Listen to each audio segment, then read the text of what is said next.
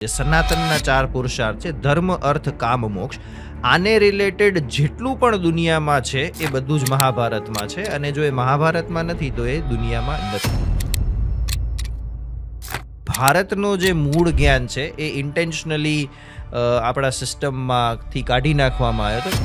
આપણે જનરલી પૂછીએ તો એમ જ કે રામાયણ અને મહાભારત શું કામ થઈ, તો કે સ્ત્રીને કારણે, એમાં સીતાજીને કારણે અને દ્રૌપદીજીને કારણે. કહેવાનો મતલબ એક line could change the entire narrative. If you look at the actual Mahabharat, એ આખો જ્યારે એપિસોડ થાય છે ત્યારે એ મહેલમાં દ્રૌપદીજી હાજર જ નતા.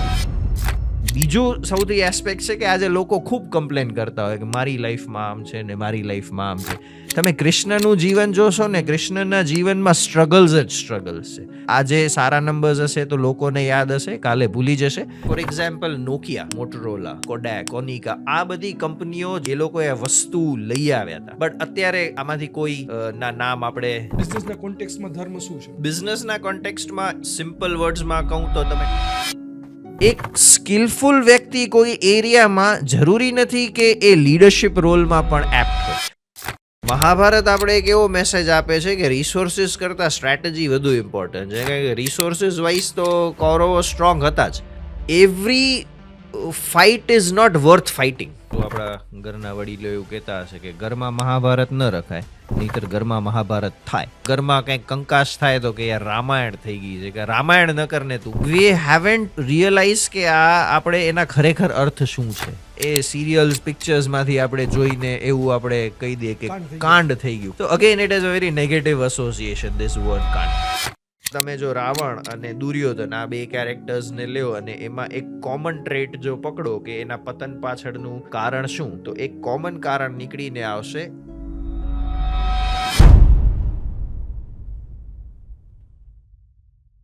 મારી સાથે ખૂબ ઇન્ટરેસ્ટિંગ વ્યક્તિ છે જેની નામ લેવા પહેલાં હું સ્ટોરી કહું છું.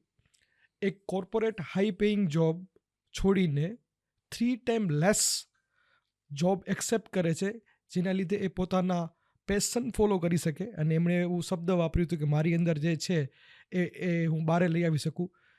મ્યુઝિક, લર્નિંગ અને એવું ઘણું બધું. અને એ જોબ 3 ટાઈમ લેસ જોબ એટલે એ પ્લાન કરે છે કેમ કે એમને ટીચિંગનું પેશન છે. તો એમના સાથે મહાભારત અને બિઝનેસ વિશે ડિટેલમાં વાત કરવાના છીએ. પણ એનાથી પહેલાં આપણે જેમના સાથે વાત કરવાના છીએ, ડૉક્ટર કનિષ્ક શાહ, એની આખી જર્ની બહુ ઇન્ટરેસ્ટિંગ છે.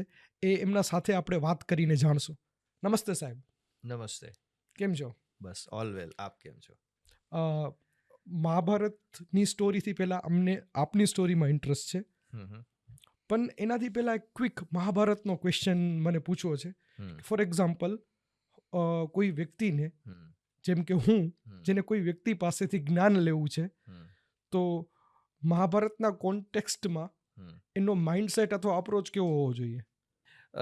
સો મહાભારતનો જ એક બહુ ઇન્ટરેસ્ટિંગ અને સૌથી મહત્વપૂર્ણ જે અંશ છે ભગવદ્ ગીતા છે. અને ભગવદ્ ગીતામાં જે શરૂઆત થાય છે ભગવદ્ ગીતાની, એ આમ તો 18 અધ્યાય છે, પણ બીજા અધ્યાયના 11મા શ્લોકથી શ્રી કૃષ્ણ એકચ્યુઅલી ભગવદ્ ગીતાની શરૂઆત કરે છે. એ શું કામ કરે છે? કારણ કે એના આગળના શ્લોકમાં અર્જુનજી છે એ ફાઇનલી સરેન્ડર કરી નાખે છે અને એ એવું એડમિટ કરે છે કે નાવ આઈ એમ ટોટલી કન્ફ્યુઝડ. હવે મને નથી સમજાતું કે સાચું શું છે અને ખોટું શું છે. તમે મારું માર્ગદર્શન કરો. અને એટલા માટે જ્યારે કમ્પ્લીટ ડેડિકેશનથી સરેન્ડર કરી નાખે છે ને, ત્યારે જ ભગવાન જે છે એ ભગવદ્ ગીતાનું જે જ્ઞાન છે, પરમ જ્ઞાને આપવાની શરૂઆત કરે છે. એટલે કોઈ પણ વસ્તુ તમારે જ્યારે કોઈ પાસેથી શીખવી છે ને, તો એના ઉપર વિશ્વાસ, એક ડેડિકેશન અને સરેન્ડર, સંપૂર્ણ સમર્પણના ભાવથી જ્યારે તમે કોઈ પાસે કંઈક શીખવા જશો ને, તો આઈ થિંક એ જ્ઞાન તમને રાઈટ. મળશે. So I think that is one thing જે આપણે માઇન્ડસેટ જી. રાખી શકીએ.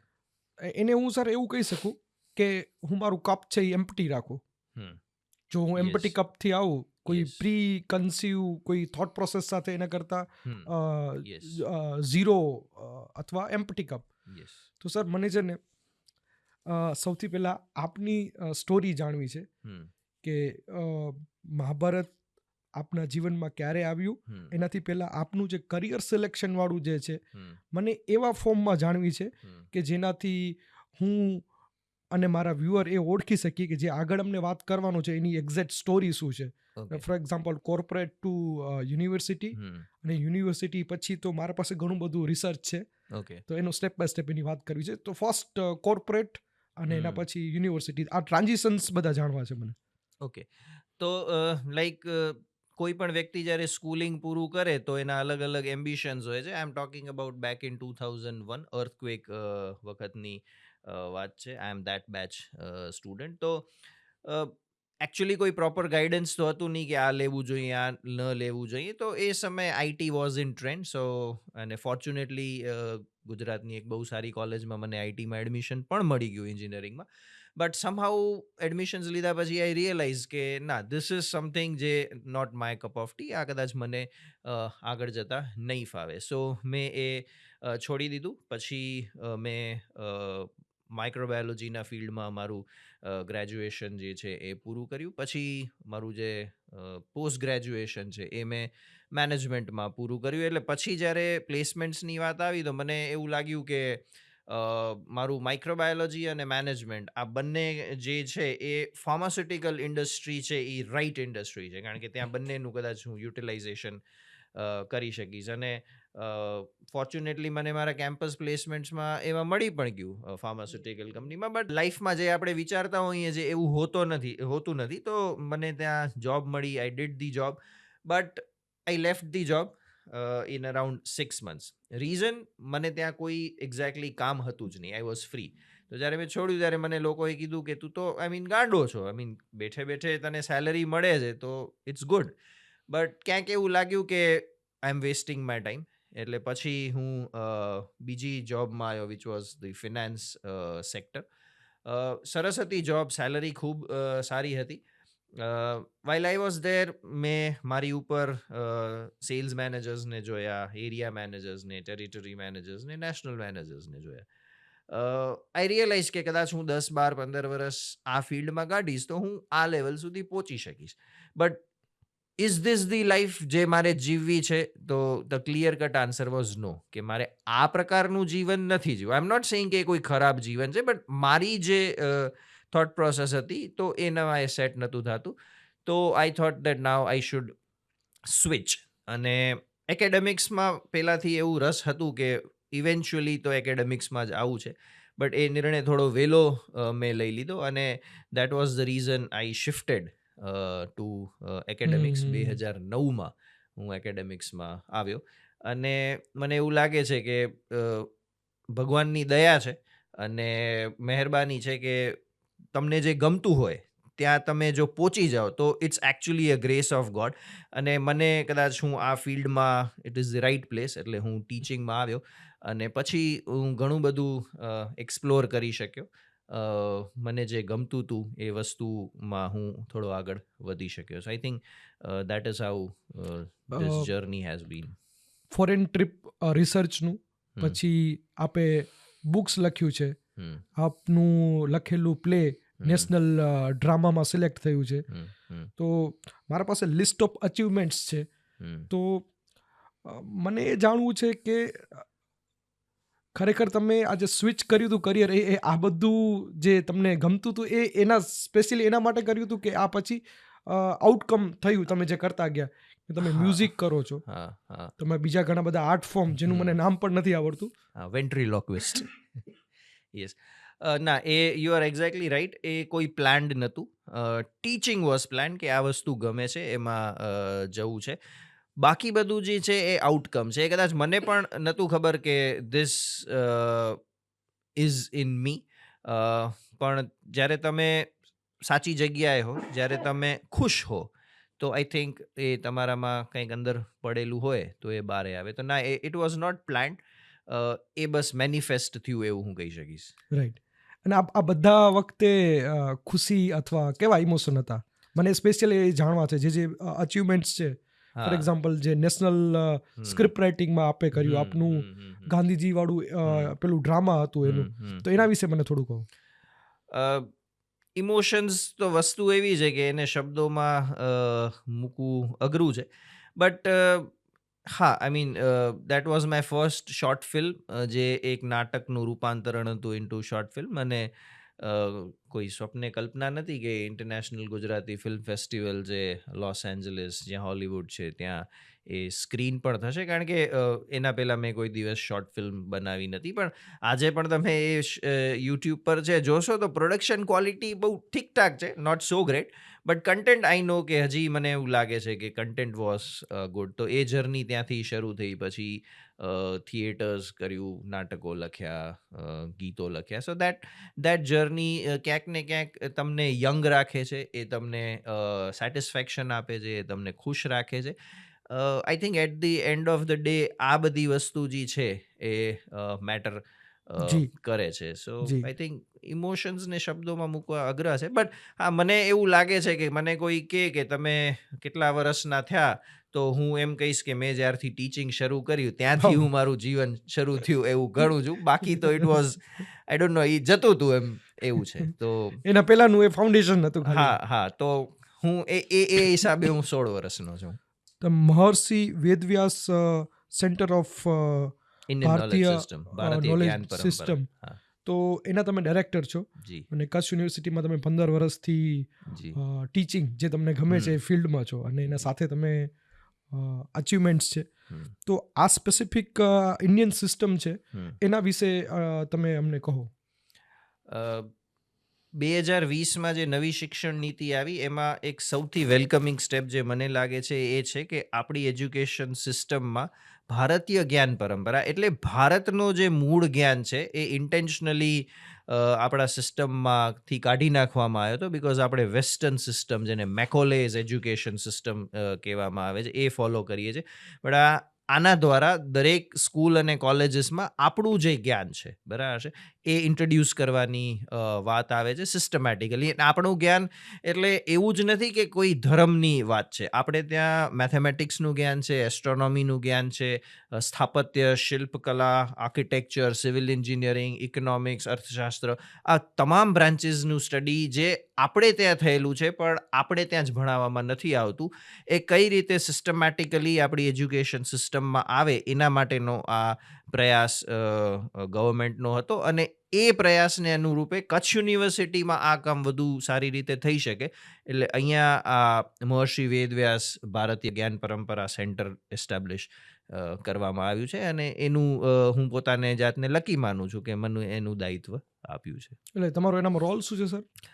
રોલ એ જ છે કે પહેલાં તો આઈકેએસ, જે ભારતીય જ્ઞાન પરંપરા કે ઇન્ડિયન નોલેજ સિસ્ટમ જે છે એ શું છે આજે. કારણ કે આ વસ્તુ 190 વર્ષથી આપણે મેઇન એજ્યુકેશન સિસ્ટમમાં ભણાવવામાં આવી નથી, જે આપણી પોતાની છે. તો લોકોને પહેલાં એના વિશે જાગૃત કરવાનું કે આઈકેએસ શું છે, એની અંદર શું આવે, એનામાં કયા કયા કોર્સિસ થઈ શકે, અલગ અલગ કોર્સિસ ઇન્ટ્રોડ્યુસ કરવાના. અને નોટ જસ્ટ દેટ, આ જે બેઝ છે, ફાઉન્ડેશન છે, કે ઓશન ઓફ નોલેજ આપણી પાસે છે, એમાં આગળ હવે શું અનુસંધાન એટલે કે રિસર્ચ થઈ શકે, એનું કામ જે છે એ આ સેન્ટર દ્વારા થાય.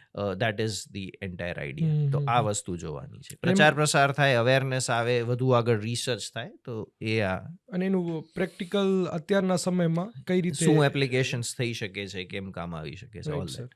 તમને હું મળવા આવ્યો હતો ત્યારે હમ. તમે એક બહુ મસ્ત વાત કરી હતી. તો મહાભારતની હમ. વાતની બે રીતે શરૂઆત કરવાનું છે. હમ. એક કે તમે એવું કહ્યું હતું મહાભારતના શ્લોકના સંદર્ભમાં કે જે દુનિયામાં છે એ બધું મહાભારતમાં છે, જે મહાભારતમાં નથી એ દુનિયામાં નથી. હમ. તો એને મને બ્રેકડાઉન કરીને આપો કે એ ખરેખર શું કહેવા માંગી છે. ઓકે. અને બીજું કે મહાભારત એ તમારા લાઈફમાં ક્યારથી ઇન્ટ્રોડ્યુસ થયું, ઓકે. એ આ બે વસ્તુ મને જાણો છે. ફર્સ્ટ ક્વેશ્ચનનો આન્સર આ એવું નથી કે ખાલી આમ બોલચાલની ભાષામાં લોકો એની મહિમા ગાવા માટે એમ કહેતા હોય કે મહાભારતમાં છે બધું જ દુનિયામાં છે અને રિવર્સ. એકચ્યુઅલી મહાભારતના પ્રથમ ખંડમાં એક જગ્યાએ આ એક શ્લોક આવે છે, અને શ્લોક કંઈક એવો છે કે ધર્મેશ અર્થે ચ કામેશ મોક્ષેશ ભરતર્ષભ.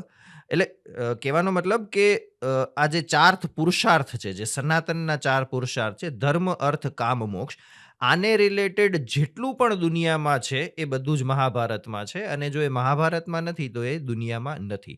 તો this is the entire context. અને આપણા સનાતનમાં બહુ ક્લિયરલી આપણી જે જીવનશૈલી છે, આખું જીવન છે, એને આ 4 કેટેગરીઝમાં સમજાવવામાં આવ્યું છે: ધર્મ, અર્થ, કામ, મોક્ષ. અને જ્યારે આપણે બિઝનેસની વાત કરીએ છીએ તો એમાં જે સેકન્ડ એલિમેન્ટ છે અર્થ, એટલે કે રિસોર્સિસ, એટલે કે અર્થશાસ્ત્ર, ઇકોનોમિક્સ જે આપણે કહીએ છીએ.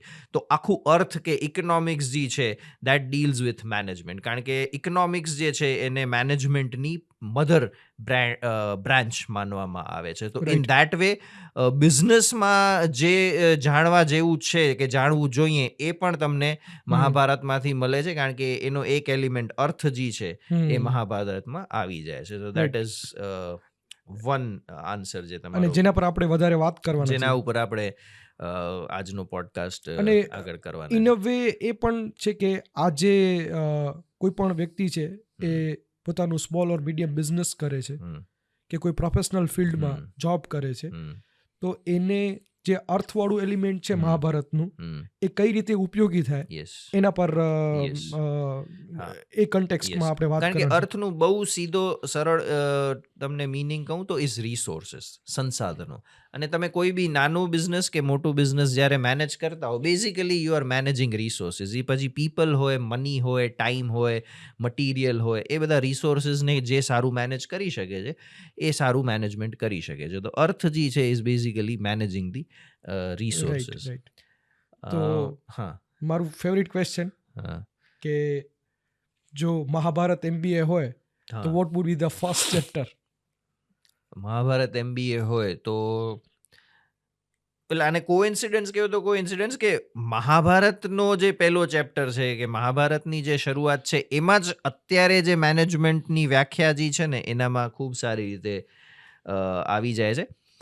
મેનેજમેન્ટ સ્કૂલ્સમાં, બી સ્કૂલ્સમાં મેનેજમેન્ટની એક સરળ વ્યાખ્યા એવી કરવામાં આવે છે કે management is the art of managing people or art of getting work done from people. લોકો પાસે તમે સારી રીતે કામ કઈ રીતે કઢાવી શકો એની કળાને મેનેજમેન્ટ કહેવામાં આવે છે.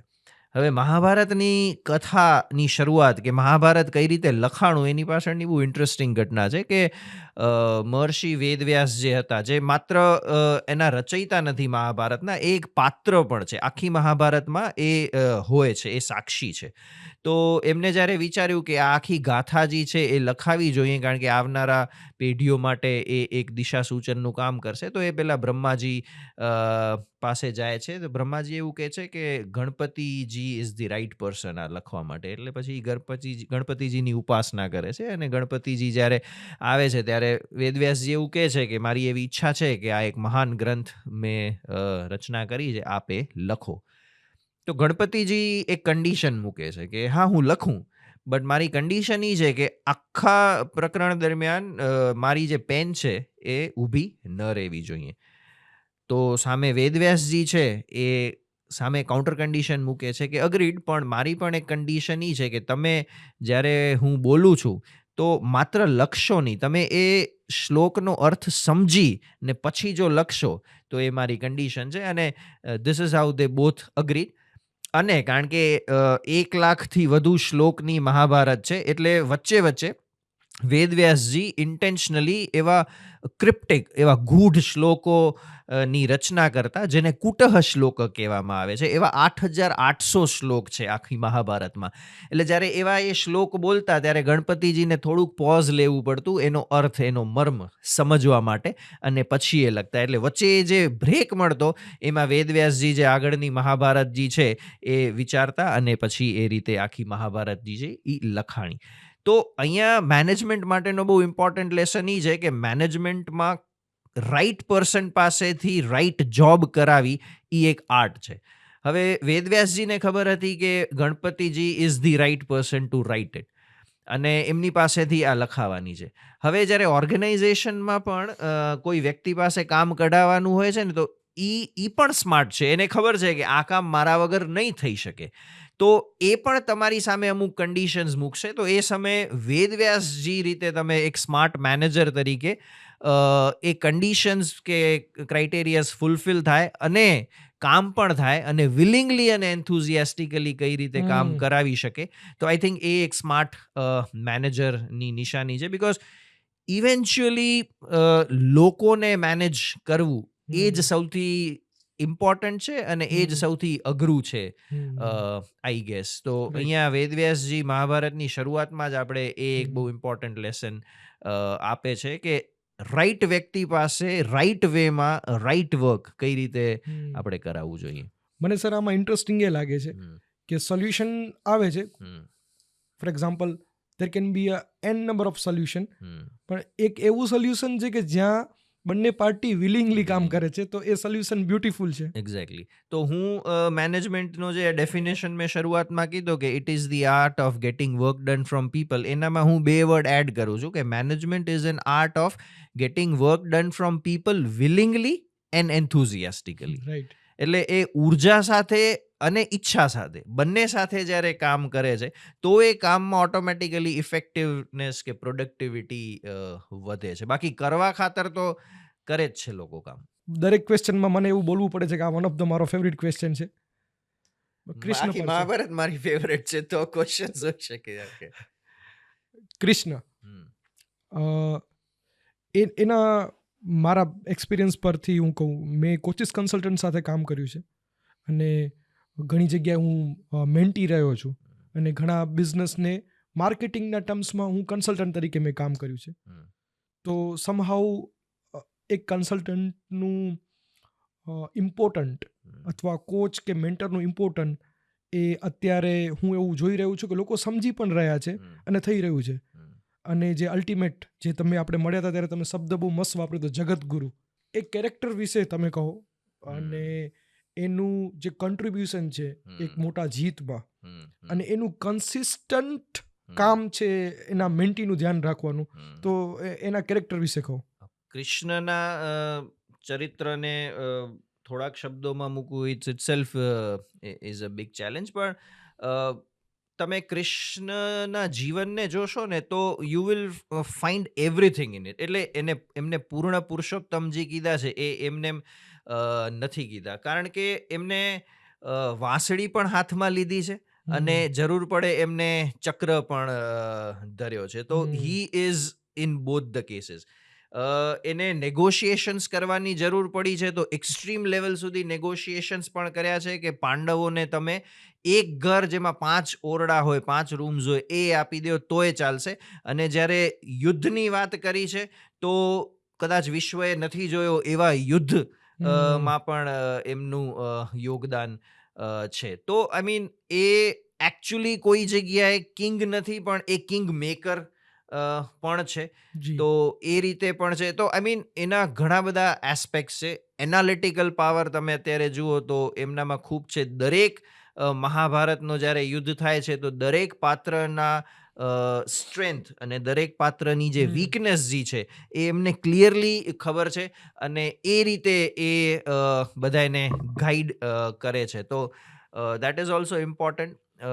જ્યારે ભગવદ્ ગીતા કહેવામાં આવે છે ત્યારે ભગવદ્ ગીતામાં કૃષ્ણ માત્ર સલાહ નથી આપતા, જરૂર પડે ત્યારે ફટકો પણ આપે છે, જરૂર પડે છે ત્યારે એને ઠપકો પણ આપે છે, વઢે પણ છે, સાંત્વના પણ આપે છે, મોટિવેટ પણ કરે છે. એટલે દરેક જે ઇમોશન્સ જે છે એ એનામાં છે. અને જ્યારે શરૂઆતથી એન્ડમાં તમે જોશો તો અર્જુન અને કૃષ્ણ વચ્ચે ઘણા બધા સંબંધ છે. સૌથી પહેલાં તો એ લોકો કઝિન્સ છે, બરાબર છે. પછી ઇવેન્ચ્યુઅલી એ લોકો ફ્રેન્ડ્સ પણ છે અને એ લોકો સાડો બનેવી પણ છે અને ઇવેન્ચ્યુઅલી એ ભક્ત અને ભગવાન એ પોઝિશન્સમાં જાય છે. એટલે કૃષ્ણએ અલગ અલગ સમયે અલગ અલગ રોલ્સમાં રહી અને ગાઈડ કરવાનું કામ કર્યું છે. ફ્રેન્ડ તરીકે પણ ગાઈડ કરવાનું કામ કર્યું છે, એક કઝિન તરીકે પણ કર્યું છે અને એક પૂર્ણ પુરુષોત્તમ તરીકે પણ એક ભક્તને કઈ રીતે ગાઈડ કરવું. તો that is also one of the aspect of Krishna. બીજું સૌથી એસ્પેક્ટ છે કે આજે લોકો ખૂબ કમ્પ્લેન કરતા હોય કે મારી લાઈફમાં આમ છે ને મારી લાઈફમાં આમ છે. તમે કૃષ્ણનું જીવન જોશો ને, કૃષ્ણના જીવનમાં સ્ટ્રગલ્સ જ સ્ટ્રગલ્સ છે. બટ તમે જોશો ને તો he always wares a smile, બરાબર છે. તો પરિસ્થિતિઓ તો વિષમ હશે પણ એ વિષમ પરિસ્થિતિઓની અંદર પણ કેમ સરસ જીવવું, બરાબર છે. So that sir is also one. એક વચ્ચે નાનું ક્વેશ્ચન છે અ, કે મહાભારત મેં અને મારા જેવા ઘણા બધા ઇન્ડિયન્સ ટીવીમાં જોયેલું છે જેનામાં તમે જે વાત કરો તો કૃષ્ણનો સ્માઇલિંગ વાળું ફેસ આવ્યું છે અને ઘણા બધા એવા વિડીયો અથવા રીલ્સમાં પણ છે કે એકચ્યુઅલી જે વિઝ્યુઅલી બતાવવામાં છે આપણી પણ વાત થઈ હતી એના કરતાં એકચ્યુઅલ મહાભારત અલગ છે. તો મારો ક્વેશ્ચન એ છે કે ખરેખર એકચ્યુઅલ મહાભારતમાં કૃષ્ણને એવો જ સ્માઇલિંગ Yes. કેરેક્ટર બતાવવામાં આવ્યો છે. યસ કૃષ્ણની પર્સનાલિટી જ્યારે છે તો એ મૃદુ સ્વભાવના છે, હસમુખા છે. તો યસ એનું જ્યારે તમે વિવરણ વાંચો છો તો બંનેવા ઇવન ભગવદ્ ગીતા સોરી એમાં મહાભારતમાં તમે વાંચો છો કે પછી ભાગવતમાં પણ તમે વાંચો છો તો એનું એક પર્સનાલિટી એનાલિસિસ આખું જે છે તો એનામાં યસ ડેફિનેટલી એ પ્રકારના કેરેક્ટર પોર્ટ્રે કરે છે. મને લાગે છે પહેલા તમે વાત કરી કે અર્જુન સાથે એના કેટલા રોલ હોય છે હા, એ અને mentor ના. ઇવેન્ચ્યુઅલી લાઈફમાં સ્ટ્રગલ્સ રહે છે. હા બીજું કે એ બધાને એવું લાગે સ્માઇલ કરે છે ને લાઈફમાં સ્ટ્રગલ હા, રહે છે. સ્ટ્રગલ્સ છે તો સ્ટ્રગલ્સ તો રહેવાની છે, but struggles makes you strong. અને સ્ટ્રગલની વચ્ચે પણ જો તમે એ સ્થિરતા અને એ સૌમ્યતા અને એ સ્મિત એ જાળવી શકો છો તો આઈ થિંક દેટ ઇઝ અત્યારે કારણ કે બધાની લાઈફમાં પ્રોબ્લેમ્સ ને સ્ટ્રગલ્સ ને છે તો I think that is also one of the important thing કે અલ્ટિમેટલી આપણે સ્ટેટ ઓફ માઇન્ડ જે છે એ થોડો હેપી અને પ્લેઝન્ટ આપણે રાખીએ. રાઈટ. તો જે મેન્ટર છે એનું મેં એવું નોટ્સ બનાવ્યું છે હમ. કે એનું જે મેન્ટરશિપ કોના પાસેથી લેવી તો એનું એક ક્વોલિટી એ હોઈ શકે કે એના લાઈફમાં એને પોતાના એક્સપિરિયન્સીસ બહુ વાસ્ટ એક્સપિરિયન્સીસ હોય, બહુ ડાયનેમિક હોય અને અગેન જે તમે કીધું કે પોતે સ્થિરતામાં હોય, જો પોતે સ્થિરતામાં હોય તો જ એ Yes. બીજાને હેલ્પ કરી શકશે. યસ. એનું એક બીજો એક્ઝામ્પલ એ છે જ્યારે ભીષ્મ પિતામાં બાણશૈયા ઉપર સૂતા હોય છે ત્યારે કૃષ્ણ કે છે યુધિષ્ઠિરને કે એક આ મહાન વ્યક્તિ છે, જ્ઞાનનું સાગર છે, તું એની પાસેથી જઈને જાણ. તો અને ફાઇનલી જે ગવર્નન્સની વાત છે કે રાજાને રાજ્ય કઈ રીતે કરવું જોઈએ એના વિશેની વાત જે છે એ ભીષ્મ પાસેથી શીખ એમ કરીને એમને મોકલે છે. અને સામ દામ દંડ ભેદ ગવર્નન્સ કઈ રીતે કરવું, રાજનીતિ શું હોય, તો ઓલ દેટ થિંગ જે છે એ ભીષ્મ પિતામાં જેમ તમે અનુભવની વાત કરી, સૌથી વધુ અનુભવ સૌથી વડીલ કોઈ વ્યક્તિ હતા તો એ ભીષ્મ હતા. તો એ પણ કે છે કે અહીંયાથી પણ ભલે અત્યારે એ સામેની સાઈડમાં છે બટ જ્યાંથી જ્ઞાન મળે છે ત્યાંથી આપણે રાઈટ, લેવું લેવું જોઈએ. જોઈએ. સો અનુભવી બ્યુટીફુલ વસ્તુ એ છે કે being a mentor A suggest કરે છે કે કોના પાસે વધારે સારું જ્ઞાન છે. એક્ઝેક્ટલી હું જ બધું જાણું છું ને મારા કને જ બધું લેવું એ નહીં એમ. એ નહીં. એ એટલી પ્રમાણિકતા ને એટલી વિનમ્રતા એ પણ હોવી જોઈએ. હવે મારા ક્વેશ્ચન વધારે બિઝનેસ અલાઇન છે હા, કે okay. જે સ્ટ્રેટ બિઝનેસમાં હમ, મને કે કોઈને અપ્લાય કરવા હોય તો કામ આવે. એક છે યુધિષ્ઠિરનું એથિકલ કેરેક્ટર હમ, અને બીજું છે કે કૌરવોનું કેરેક્ટર કે જે એને કન્સિસ્ટન્ટ કયા ડિસિઝન લીધા અને કઈ ભૂલો કરી. હમ. તો બે યુધિષ્ઠિર અને કૌરવોમાંથી કઈ ભૂલ ન કરીએ અમે બિઝનેસમાં અને યુધિષ્ઠિરનું બ્રાન્ડિંગની આપણે વાત કરી કે એક કેરેક્ટર કે જે એથિકલ હોય અને કોન્ટેક્ચ્યુઅલ હોય સમયમાં એની પણ આપણે વાત કરી હતી. તો આ બે મુદ્દા પર તમે અમને સમજાવો. યુધિષ્ઠિર હું એવું કહીશ કે મહાભારતમાં થોડો અંડર રેટેડ છે કારણ કે એમને જેટલું ઇમ્પોર્ટન્સ કદાચ મળવું જોઈએ મે બી બિકોઝ ઓફ જે રીતે આપણી સામે મૂકવામાં આવ્યું છે. બટ તમને બધાને એ ખ્યાલ હશે, આઈ ટેલ યુ કે યુધિષ્ઠિર ઇઝ સિમ્બોલિઝમ ઓફ ધર્મ. એ ધર્મરાજ પણ કે છે, એ ધર્મના પુત્ર છે મહાભારતમાં.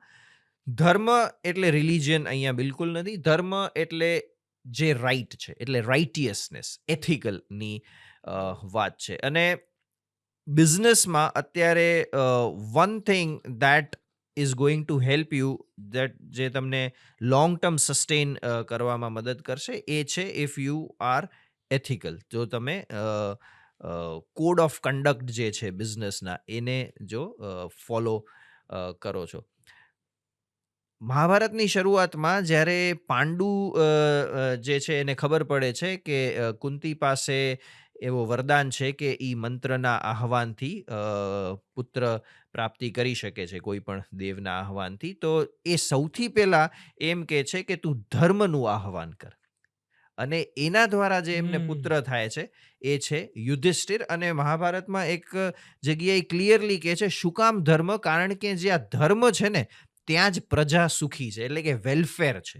તો અલ્ટિમેટલી બધાનું વેલફેર થાય ને એ પ્રાઇમ ઇમ્પોર્ટન્સ છે, ને એટલા માટે ધર્મ ને સૌથી પહેલા ફર્સ્ટ પ્રાયોરિટી આપી છે. એના પછી વાયુથી ભીમ આવે છે, ઇન્દ્રથી અર્જુન આવે છે, અશ્વિની કુમારથી નકુલ અને સહદેવ આવે છે. તો એ પેલો ઇન્સિડન્ટ છે.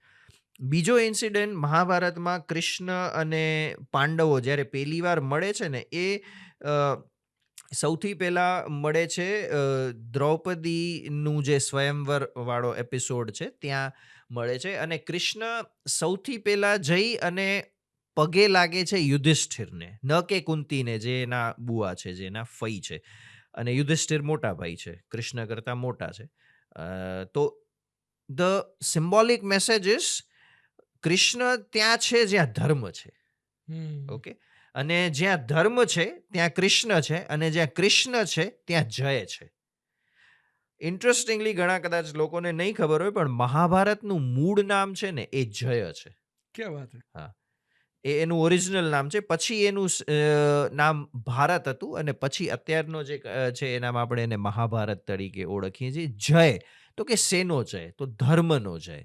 તો અલ્ટિમેટલી જ્યાં ધર્મ છે ત્યાં કૃષ્ણ છે, અને જ્યાં કૃષ્ણ છે ત્યાં ઓબ્વિયસલી જય છે. તો in business context also, if you really want to win the long term game, તો ethics, ધર્મ is the first thing. એટલે આ શરૂઆતની વાત થઈ, વચ્ચે જ્યારે કૃષ્ણ અને યુધિષ્ઠિર મળે છે ત્યારે, અને મહાભારતના એન્ડમાં જઈએ જ્યારે યુદ્ધ પૂરું થઈ જાય છે, પરીક્ષિતને હસ્તિનાપુરનો રાજા બનાવીને 5 પાંડવો અને દ્રૌપદી અને એમની સાથે એક શ્વાન હોય છે એ મહાપ્રસ્થાન માટે હિમાલયમાં નીકળે છે, ત્યારે બધા જ લોકો મરી જાય છે. માત્ર એક યુધિષ્ઠિર એ સદેહે સ્વર્ગમાં પહોંચે છે. The symbolic learning here is in the end શું બચશે? ધર્મ. શરૂઆત ધર્મથી થઈ, વચ્ચે પણ ધર્મ હતું, અને એન્ડમાં પણ બચે શું છે? વોટ વિલ રિમેન ઇઝ ધર્મ. તો ઇવેન્ચ્યુઅલી ધર્માજી છે એ જ સૌથી ઇમ્પોર્ટન્ટ છે. એથિક્સ છે એ જ સૌથી ઇમ્પોર્ટન્ટ છે. રેવન્યુઝ, નંબર્સ, સેલ્સ એ અપ ડાઉન થશે. આજે સારા નંબર્સ હશે તો લોકોને યાદ હશે, કાલે ભૂલી જશે. બટ એથિકલી જો કંપની એક પોતાની ગુડવિલ ઊભી કરી હશે તો એ લોંગ ટર્મ માટે રહેશે. બીજું, યુધિષ્ઠિરનો નામ બહુ ઇન્ટરેસ્ટિંગ છે. યુધિષ્ઠિરના નામને તમે જો સમજો ને તો એ છે જે યુદ્ધમાં સ્થિર રહી શકે ને એ યુધિષ્ઠિર. અત્યારની આપણી બધાની પરિસ્થિતિ છે, આપણે એમ કોઈ યુદ્ધ કરવા નથી જતા, પણ જે રીતની લાઈફસ્ટાઈલ આપણી છે, જે રીતના સ્ટ્રેસ જે છે, ચેલેન્જીસ જે આપણી સામે છે, એ એક પ્રકારના વોર લાઇક સિચ્યુએશન જ છે, યુદ્ધ જેવી જ પરિસ્થિતિ છે.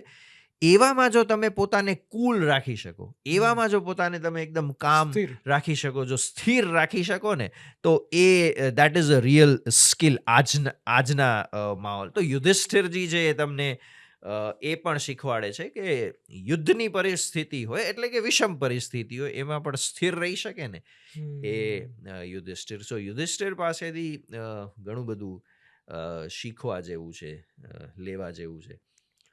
And your second question was કૌરવો પાસેથી. આમ તો કૌરવો પાસેથી ડોન્ટ્સનો લિસ્ટ ઘણો છે કે આ ન કરું, આ ન કરું, પણ તમે રામાયણ અને મહાભારતમાં તમે જો રાવણ અને દુર્યોધન આ બે કેરેક્ટર્સને લ્યો અને એમાં એક કોમન ટ્રેટ જો પકડો કે એના પતન પાછળનું કારણ શું, તો એક કોમન કારણ નીકળીને આવશે અહંકાર.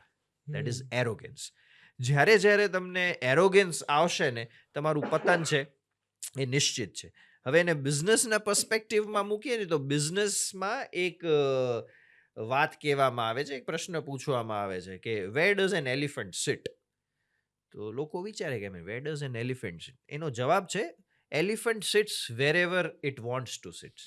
કારણ કે હું તો ગજરાજ છું, હું તો હાથી છું, હું તો ગમે ત્યાં બેસીશ.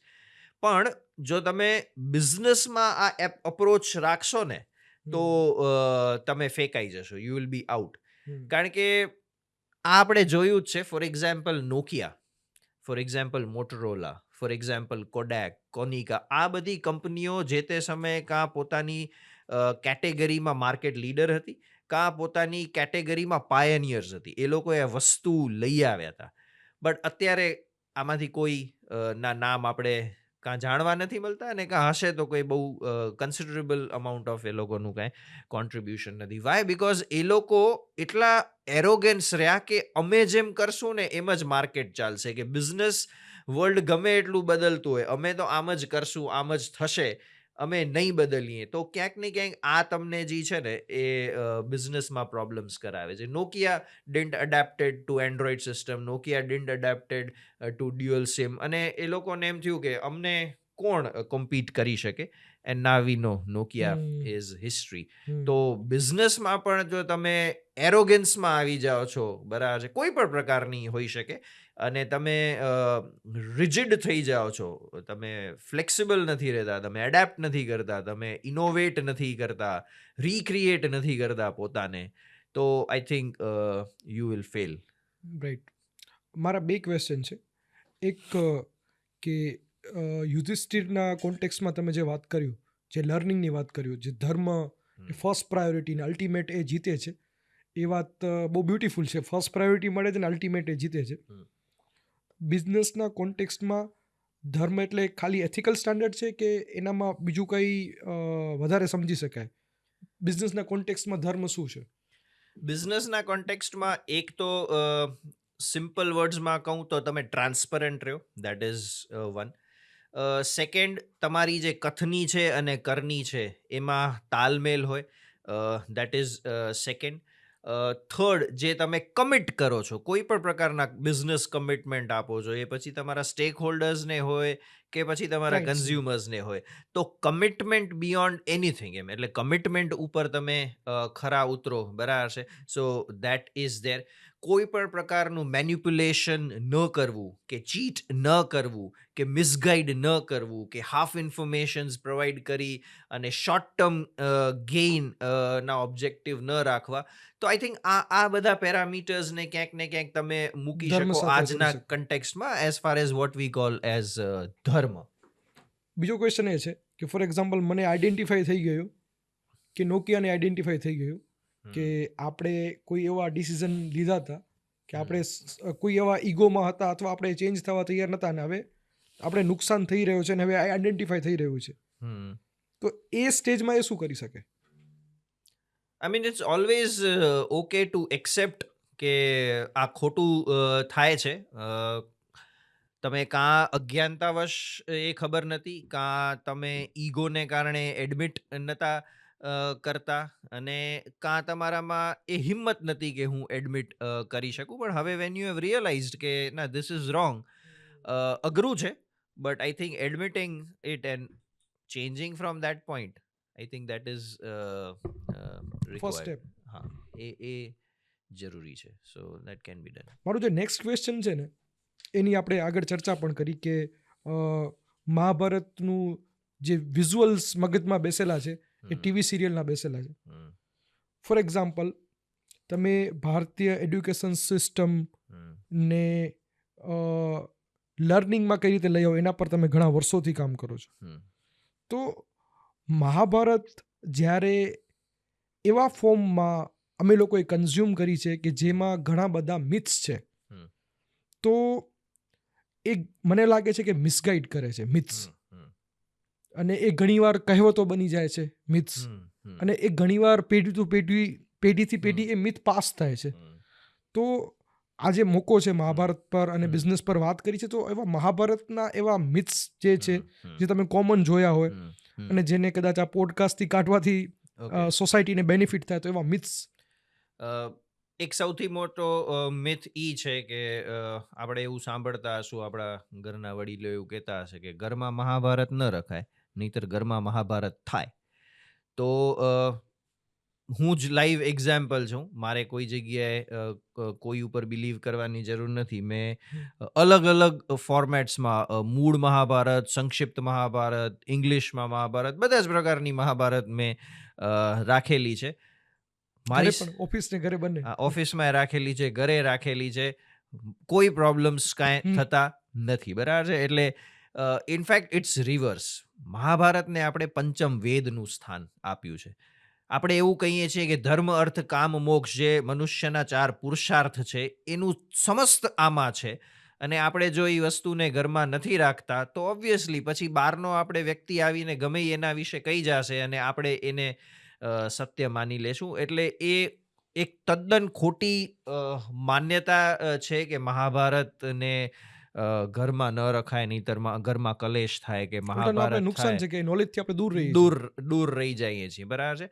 આઈ will even go one step ahead. Bhagavad Gita જે સૌથી પૂજનીય છે આપણે ત્યાં, એ મહાભારતનો જ ભાગ છે. હમ.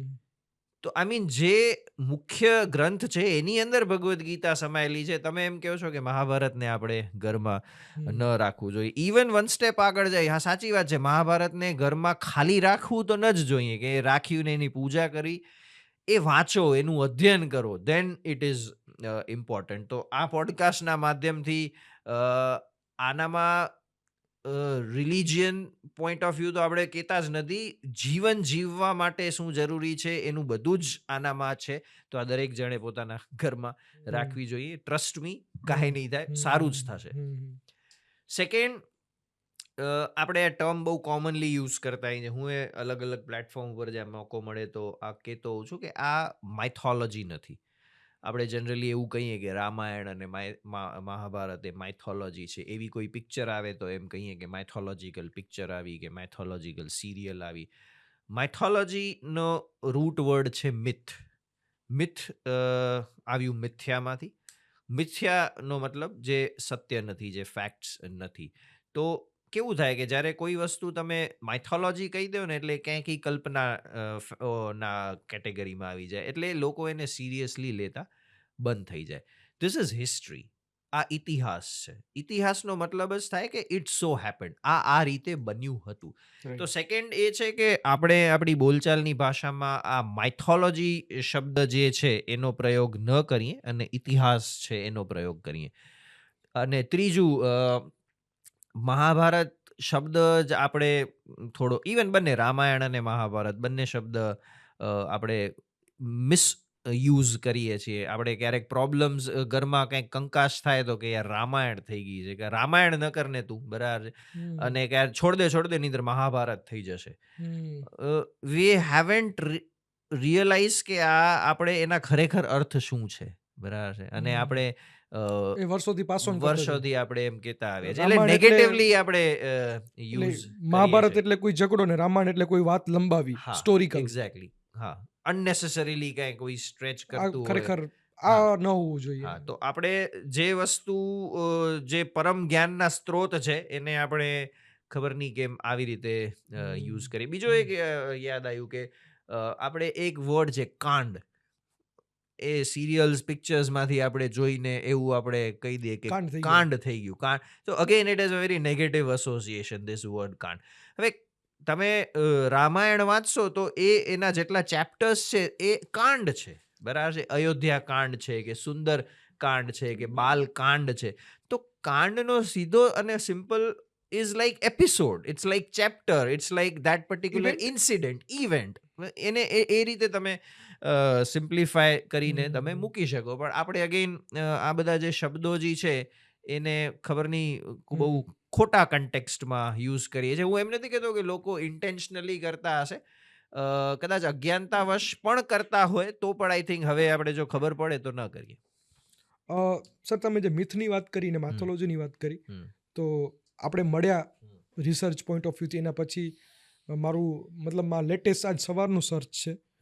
If you search on Google કે મહાભારત એ માઇથોલોજી છે કે રિયલ છે, તો એનામાં જેમેનાઈનો જે રિસ્પોન્સ આવે છે, ઇટ્સ નોટ ક્લિયર. એ હજી એવું કે છે ઇટ ઇઝ નોટ પ્રૂવન કે હિસ્ટ્રી છે, પણ ધેર આર એવિડન્સ. અને ઘણા બધા આર્ટિકલ પણ એવું કહે છે. પણ જે રીતે આ પોડકાસ્ટમાં વાત થઈ રહી છે એવી રીતે ઘણા ઇન્ડિયન પોપ્યુલર પોડકાસ્ટમાં મહાભારત અને રામાયણના પુરાવાઓની ન્યૂઝની અંદર ને વાતો થઈ છે. ઘણા લોકો બહુ ડેપ્થમાં રિસર્ચ કરી રહ્યા છે, જેવી રીતે આપણે Valmiki Ramayan is a real ઇતિહાસ. અને એની અંદર પોડકાસ્ટમાં મતલબ પ્રોપર અગેન ડોક્યુમેન્ટેશન જેણે હમ, કર્યું છે અને એને યુટ્યુબ સિરીઝ છે, હમ, તો હમ. ધીસ ઇઝ સમથિંગ કે હવે એ પોઝિટિવ સાઇન પણ છે કે આ બધી મિથ પછી હા. આપના જેવા લોકો બહુ સારું કામ કરી રહ્યા છે કે મિથ દૂર થાય અને એનું રિયલ હમ, વેલ્યુ સમજાય હમ, હમ, હમ. અને એ વેલ્યુ ઇમ્પ્લિમેન્ટ કરી અને આપણે એક જે જગતગુરુ કે જે હમ. જે ડ્રીમ આપણે હમ. વર્ષોથી આપણો દેશ જોઈ રહ્યો છે હમ, હમ, હમ. એ દિશામાં આપણે જે હા. માના ધાવણમાં જ છે હા. પાવર છે એ પાવર બાજુ જઈએ એમ. એક્ઝેક્ટલી. હું એક જ ખાલી બુકનો રેફરન્સ આપીશ કોઈને આગળ ફર્ધર છે Mahabharat retold with scientific evidence by Saroj Bala. તો એમને અલગ અલગ એરિયાઝમાં રિસર્ચ કર્યા છે. એ એસ્ટ્રોનોમી ઉપર છે, જીઓ સાયન્સીસ છે, બાયોલોજિકલ છે, આર્કિયોલોજિકલ, આ તમામ એરિયાઝમાં રિસર્ચ કરીને એમને ઇનફેક્ટ ટાઈમલાઈન પણ આપી છે કે જે તે સમયે આ મહાભારતની જે ઘટનાઓ છે એ ક્યારે થઈ, કેમ થઈ, એકચ્યુઅલી થઈ. તો ઘણા બધા બીજા પણ લોકો છે. નિલેશ ઓક કરીને એક છે, એમનું પણ તમે કદાચ રિસેન્ટ પોડકાસ્ટમાં પણ પોડકાસ્ટ જોતા હશો તો એ પણ રામાયણ અને મહાભારતના ડેટિંગ ઉપર કામ કરી રહ્યા છે. તો યસ, નાવ તમે કીધું એ રીતે લોકો એના ઉપર રિસર્ચ કરી રહ્યા છે અને ધીમે ધીમે આ વસ્તુઓ એકચ્યુઅલી લોકો સુધી પહોંચશે. And thanks to mediums like social media અને ઇન્ટરનેટ, જેના કારણે આ નોર્મલ લોકો સુધી પણ પહોંચે છે અને એમને ખબર પડે છે. એક ઇન્ટરેસ્ટિંગ છે કે જે રીતે આપણે મિથ પર વાત કરી એવી હિડન સ્ટોરી હમ. જે બહુ ઇન્ટરેસ્ટિંગ છે અને મેં મહાભારતનું 14 કલાકનું ઓડિયો કન્ઝ્યુમ કર્યું હતું હમ. જગ્ગી વાસુદેવ વાળું. એ હમ. એવું જ હતું કે કોઈ મને રીલ દેખાઈ કે જેની અંદર મને કોઈ એક ઇન્સિડન્ટ બહુ ઇન્ટરેસ્ટિંગ લાગ્યો, હમ. તો એ મેં 14 કલાક એ કન્ઝ્યુમ કર્યું અને hmm. It was a very interesting. Hmm. હું તમને સર બહુ હમ. નિખાલસતાથી કહું હમ. કે લર્નિંગ ભૂલી જાઓ, હમ. રિલિજિયસ ભૂલી જાઓ, સ્પિરિચ્યુઆલિટી ભૂલી જાઓ, હમ. એ સ્ટોરી જ પોતામાં સુપર એન્ગેજિંગ છે. એક્ઝેક્ટલી. એ જે સ્ટોરી હા. વિઝ્યુઅલ ક્રિએટ કરે છે ટ્રુ, ટ્રુ, ને એ ટ્રુ. સ્ટોરીનું જે પકડી રાખવાનું જે સ્ટ્રેન્થ છે ઇટ ઇઝ પાવરફુલ. મેં લાઈક અમદાવાદ ગયો, રસ્તામાં 4 કલાક 5 કલાક પહોંચવાનું, સ્લો જ ગાડી ચાલતી હતી અને પાછું એટલે મતલબ વન શોટમાં બધું પૂરું કર્યું. એટલે it is a Mahabharat is that engaging મને એવું લાગ્યું. એક્ઝેક્ટલી. તો મને તમારા પાસેથી મહાભારતની એવી હિડન સ્ટોરી જાણવી છે જેના લીધે મારા જેવા લોકોને, બીજા લોકોને પણ આ સ્ટોરી પહોંચે અને એ ઇન્ટરેસ્ટ Okay. ક્રિએટ કરે. આઈ ડોન્ટ નો, હું ટ્રાય કરીશ કે જે થોડી લેસ નોન સ્ટોરીઝ હોય, કદાચ કોઈએ ન સાંભળી હોય, રાધર એવા ફેક્ટ્સ જે કદાચ પ્રોબેબલી યસ, ઓછા એ લોકોને રિલેવન્ટ થશે. ખબર હશે. તો મહાભારતનો જ્યારે કુરુક્ષેત્રમાં યુદ્ધ થાય છે અને બંને સાઈડની સેનાઓ નક્કી થઈ ગઈ છે, તમને નંબર્સ આપું તો કૌરવની 11 અક્ષૌહિણી સેના હતી, પાંડવો પાસે 7 અક્ષૌહિણી સેના હતી, અને પછી હવે એ નક્કી કરવાનું હતું કે કમાન્ડર ઇન ચીફ, મેઇન સેનાપતિ તમારો કોણ નિયુક્ત થાય. તો આપણે ખબર છે કે કૌરવોની સાઈડથી તો ભીષ્મ પિતામહ હતા શરૂઆતમાં. પાંડવોની સાઈડથી ઘણા બધાને એવું હશે કે કદાચ અર્જુન હશે કે ભીમ હશે કે યુધિષ્ઠિર હશે, બટ ધ ફેક્ટ ઇઝ એની સાઈડથી જે મેઇન સેનાપતિ હતા એ હતા ધૃષ્ટદ્યુમ્ન, જે દ્રૌપદીના ભાઈ છે અને દ્રુપદના પુત્ર છે. અને એમનું ચયન જ્યારે થાય છે ને, એ ચયન જે સિલેક્શન થાય છે ને, એ ઘટના ખરેખર આજે મેનેજમેન્ટમાં પણ આપણે અપ્લાય કરી શકીએ. તો યુધિષ્ઠિરની સભા બેઠી છે અને પછી દરેક જણને પૂછવામાં આવે છે કે હવે આપણે યુદ્ધ તો નક્કી છે, સેનાપતિ કોને બનાવશું? તો સૌથી પહેલા નકુલ અને સહદેવથી શરૂ કરવામાં આવે છે કે કોને બનાવશું? તો એક કહે છે કે આપણે દ્રુપદને બનાવીએ કારણ કે આપણા સસરા છે, પિતા તુલ્ય છે. પછી કોઈક કહે છે વિરાટને બનાવીએ કારણ કે આપણે અજ્ઞાતવાસ એમના 1 વર્ષ એમના રાજ્યમાં કાઢ્યું હતું. કોઈક કહે છે શિખંડીને બનાવીએ. એવી રીતે અલગ અલગ અભિપ્રાયો આવે છે. અર્જુનને પૂછે છે ત્યારે અર્જુન એવું કહે છે કે ધૃષ્ટદ્યુમ્નને બનાવીએ. અને છેલ્લે કૃષ્ણને પૂછે છે તો કૃષ્ણ એવું કહે છે કે આઈ વિલ ગો વિથ અર્જુન. અર્જુને જે કીધું એ બરાબર છે અને એના રીઝન્સ આપે છે. હવે અહીંયા એક પ્રશ્ન થાય કે જો સભામાં કૃષ્ણ હાજર હતા તો આઈ મીન એ તો અલ્ટિમેટ પર્સન છે, એને જ પૂછી લેવું હતું અને ફાઇનલ કરી નાખવું હતું. તમારા કને વડીલ હતા, દ્રુપદ છે, વિરાટ છે, એમને પૂછી લેવું હતું. સહદેવથી શરૂ કરવાનો શું કારણ? તો એના 2 ઇન્ટરેસ્ટિંગ કારણ છે જે અત્યારે મેનેજમેન્ટમાં આપણે અપ્લાય કરી શકીએ, ઓર્ગેનાઇઝેશનલ બિહેવિયરમાં. વન ઇઝ જ્યારે તમે એ સૌથી યંગેસ્ટ છે. તો જ્યારે સૌથી યંગેસ્ટ પાસેથી તમે વાત કે ઓપિનિયન્સ સજેશન. લ્યો છો, સજેશન્સ લ્યો છો, તો ફ્રેશ આઈડિયાઝ આવે છે, નવા હમ. આઈડિયાઝ આવે છે.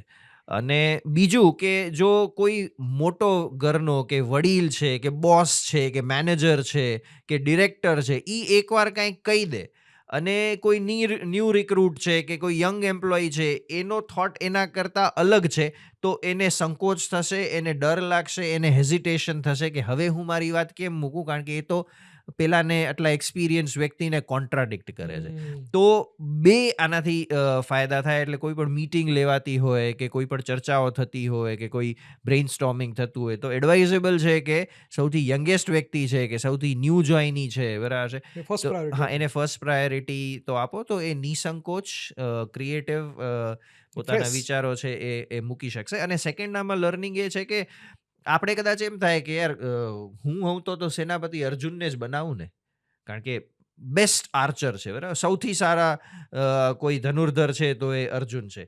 કાં હું ભીમને બનાવું, સૌથી શક્તિશાળી છે તો એ ભીમ છે. કાં યુધિષ્ઠિર પોતે જ યુવરાજ છે, રાજા છે, તો એ જ લીડ કરે ફ્રોમ ધ ફ્રન્ટ. બટ દરેકની સ્કિલ્સ અલગ છે. એક સ્કિલફુલ વ્યક્તિ કોઈ એરિયામાં જરૂરી નથી કે એ લીડરશિપ રોલમાં પણ હમ. એપ્ટ હોય. તો લીડરશિપ ક્વોલિટીઝ માટે અલગ સ્કિલ સેટ જોઈએ છીએ અને અમુક કામ કરવા માટે કે અમુક ટાસ્ક કરવા માટે અલગ પ્રકારનું તમારે સ્કિલ સેટ જોઈએ છીએ. એટલે ધ મોસ્ટ સ્કિલફુલ પર્સન એ જરૂરી નથી is also the best leader. So that's what is important. એટલે લીડરનો રોલ આખો અલગ છે. So that is what is right. આ એટલે એક આ ઘટનાથી જે લર્નિંગના બ્રેકડાઉન છે એ બહુ હેલ્પફુલ છે. યસ અને ઘણી વસ્તુ તો આમ ખૂચે છે કે જે પોતે મિસ્ટેક કરતા હોય ને એ આમ અત્યારે ખ્યાલ આવે છે. Yes yes yes. તો બસ આ this is a learning right. Journey. તો આ આઈ થિંક એવું છે કે કદાચ ઓછા મને લોકો એવું લાગે છે કે કોઈ લીડરશિપ પર બીજી કોઈ ઇન્સિડન્ટ કે વાત કરી શકો. અને મારું એક બીજું ક્વેશ્ચન છે એનાથી પહેલા, સર, પાંડવોના સેનાપતિનું સિલેક્શનના બિઝનેસ લેસન તમે બહુ મસ્ત રીતે ગયા અને બહુ બારીકીથી બ્રેકડાઉન કર્યા, કઈ રીતે સજેશન લેવાય છે, બધાને ઇન્વોલ્વ થાય છે, પછી ડિસિઝન લેવાય છે. તો એવી કોઈ સ્ટોરી છે કે કૌરવોનો સેનાપતિ કઈ રીતે સિલેક્ટ થયા? Just seniority? હા, સિનિયોરિટી, અનુભવ ને આધારે, અને ક્યાંક ને ક્યાંક one of loyalty? The most powerful person, loyalty, yes. કારણ કે આમ તમે જોવા જાઓ તો ભીષ્મ પિતામાં તો ઈચ્છા મૃત્યુ વાળા હતા, તો I mean no one can kill him. એટલે યસ, એનામાં એ આઈ થિંક હાયરાર્કી જી. ના વેમાં ફોલો થયું હતું. કૌરવો પાસેના એડવાઇઝર કોણ છે? પાંડવોના કૃષ્ણ છે. એડવાઇઝર તો ઘણા છે, પણ ધ પ્રોબ્લેમ ઇઝ દુર્યોધન કોઈની એડવાઇસ માનતો નથી. યુદ્ધ ન કરવા માટેની સલાહ તો એની માતા પણ એને આપે છે, ગાંધારી પણ સમજાવે છે, ભીષ્મ પણ સમજાવે છે, વિદુર પણ સમજાવે છે, બધા જ સમજાવવાનો પ્રયત્ન કરે છે. કૃષ્ણએ પણ સમજાવ્યું છે, પણ એ સમજ્યો નથી. તો બધું જ ટ્રાય કરી લીધું છે યુદ્ધ ન થાય એના માટે, પણ એને કોઈની એડવાઇસ લીધી નથી, અને the rest is history. Sir, before we moving ahead, મને એક વાલ્મીકી રામાયણનું ઇન્સિડન્ટ યાદ આવે છે, જેની અંદર સેમ આવી સિચ્યુએશન છે કે કોઈ પ્રોબ્લેમના સોલ્યુશન માટે રામ એના સાથેના જે મુખ્ય લોકો છે એના સાથે બ્રેઇનસ્ટોર્મિંગ કે ડિસ્કશન કરે છે. અને બીજી બાજુ એવું પણ બતાવે છે કે પ્રોબ્લેમના સોલ્યુશનનું ડિસ્કશન રાવણ પણ કરે છે એના નજીકના લોકો સાથે. તો બંને વચ્ચેનું કોર ડિફરન્સ એનામાં એ છે કે પેલું ઇન્સિડન્ટ થઈ જાય, પેલો ડિસિઝન લઈ લે ને પછીના જે પ્રોબ્લેમ છે ને એનું ડિસ્કશન રાવણ કરે છે, અને રામ જે છે એ બિફોર એક્ઝિક્યુશન એના ટીમ સાથે કન્સલ્ટ કરે છે. તો ધીસ ઇઝ સમથિંગ કે જે તમે વાત કરી કે પેલું ડેમેજ કંટ્રોલ છે. ડેમેજ થઈ ગયું છે, ડેમેજ કંટ્રોલિંગ. ટ્રુ. આપને મહાભારતનો પણ અભ્યાસ કર્યો છે અને 15 વર્ષથી આપ ભણાવો છો, તો આ ઇન્ટરેસ્ટિંગ થશે આપની પાસે જાણવું, જેની અંદર સર મેં થોડા લિસ્ટ ડાઉન કર્યા છે. ટીમ બિલ્ડિંગ છે, કોન્ફ્લિક્ટ મેનેજમેન્ટ છે, નેગોશિએશન છે. તો let's sir one by one જે આપને કરવું હોય. અને મને સર આના રિસ્પોન્સ કોઈ સ્ટાર્ટઅપ ફાઉન્ડર કે કોઈ સિમ્પલ શોપ ઓનર કે એક સિમ્પલ બિઝનેસમેન છે એના કોન્ટેક્સ્ટમાં એ સમજી શકે, હું અને એવા બધા લોકો સમજી શકીએ, એ કોન્ટેક્સ્ટમાં આપ શેર કરો. ઓકે. ફર્સ્ટ છે એ ટીમ ની ટીમ વાત છે, બિલ્ડિંગ, ટીમ યા. બિલ્ડિંગની વાત છે. થોડાક વર્ષો પહેલા એક એવું રિસર્ચ થયું હતું, જે સ્ટાર્ટઅપ ફાઉન્ડર્સ હતા કે ઓન્ટરપ્રિન્યોર્સ હતા, એમને પૂછવામાં આવ્યું કે what do you think is one key element જે કોઈ પણ બિઝનેસના સક્સેસ કે ફેલિયર માટે ઇમ્પોર્ટન્ટ છે. અને ઓપ્શન્સ હતા lack of funding, timely funding, lack of vision, third was કે the product was too ahead of its time, market ready નહોતું, હજી કન્ઝ્યુમર્સ રેડી નહોતા, અને ફોર્થ હતો કે ધ રાઇટ ટીમ. સરપ્રાઇઝિંગલી કદાચ લોકોને એમ થયું કે funding would be a problem, કે પ્રોડક્ટ બહુ લોન્ચ થઈ ગયો, આ બધા ઓપ્શન્સ હશે, but the highest percentage was for the team.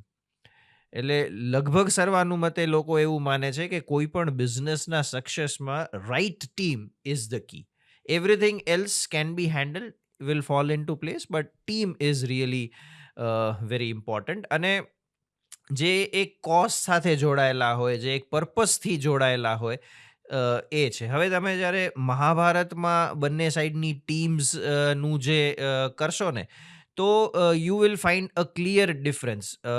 આમ તમે જોવા જાઓ તો રિસોર્સિસના પોઈન્ટ ઓફ વ્યૂથી કૌરવો વધુ વધારે હતા, પાવરફુલ છે. કારણ કે 11 અક્ષૌહિણી સેના છે. એની સામે ત્યાં જે છે એ 7 અક્ષૌહિણી સેના છે. પણ ત્યાં જે બધા જોડાયેલા છે એ ઇમોશન્સને આધારે જોડાયેલા છે, કાં એથિક્સને આધારે બધા બોન્ડેડ છે અને એ ફાઇટ કરે છે.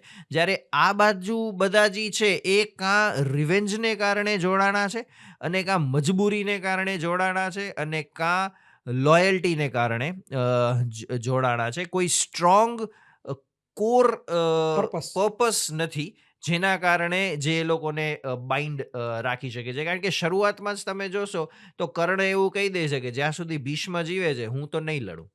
એ તો ભીષ્મ પિતામાં બાણશૈયા ઉપર આવી જાય છે, પછી જ કર્ણની એન્ટ્રી થાય છે કેમ? કુરુક્ષેત્રના યુદ્ધમાં. એ લોકોના, I mean, it's personal differences જેમ ઓર્ગેનાઇઝેશન્સમાં હોય, એવી રીતે ભીષ્મના અને કર્ણના પર્સનલ ડિફરન્સીસ હતા. એટલે એ યુદ્ધમાં નથી રહેતા, અને જ્યારે ભીષ્મ પિતામાં બાણશૈયા ઉપર હોય છે પછી જ એ આવે છે.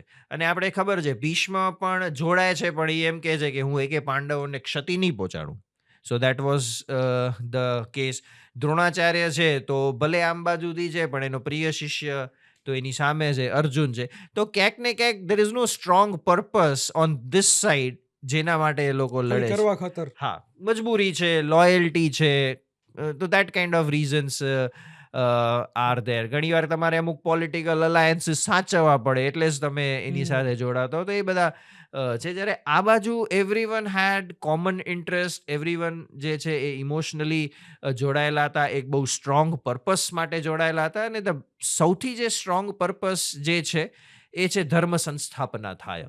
બરાબર છે કે ભાઈ ધર્મ માટે અમે લડીએ છીએ, અને ધર્મની સ્થાપના માટે અમે લડીએ છીએ. સો દેટ ઇઝ બેઝિકલી અન્યાયની સામે લડીએ છીએ. તો I think common goal. Common goal, shared goal, commitment towards the common purposes છે, અને રાઈટ લોકો, એ બહુ ઇમ્પોર્ટન્ટ છે. I tell you a small story. Right લોકો શું કામ ઇમ્પોર્ટન્ટ છે? એકવાર આઈ વોઝ રીડિંગ સમવેર કે ડિઝની લેન્ડના HR હેડનું ઇન્ટરવ્યૂ થતું હતું. તો સામે ઇન્ટરવ્યુઅર એને પૂછે છે કે madam, what do you look into an employ before hiring them? તો પેલી જે લેડી હતી, તો શી જસ્ટ સ્માઇલ્ડ, એને કંઈ જવાબ ના આપ્યું. તો પેલો ઇન્ટરવ્યુઅર પાછું પૂછે છે, ma'am, I am asking you કે what do you look into an employ? તમે શું જુઓ કોઈ એમ્પ્લોયમાં ડિઝનીલેન્ડમાં લેવા પહેલા? તો શી જસ્ટ કેપ્ટ સ્માઇલિંગ. તો કે ma'am, I think you didn't get my question. તો પેલી કે ના, I am already answering your question. Smile is that one thing that we look into જ્યારે અમે કોઈને લઈએ છીએ. બાકી બધું જ સેકન્ડરી છે.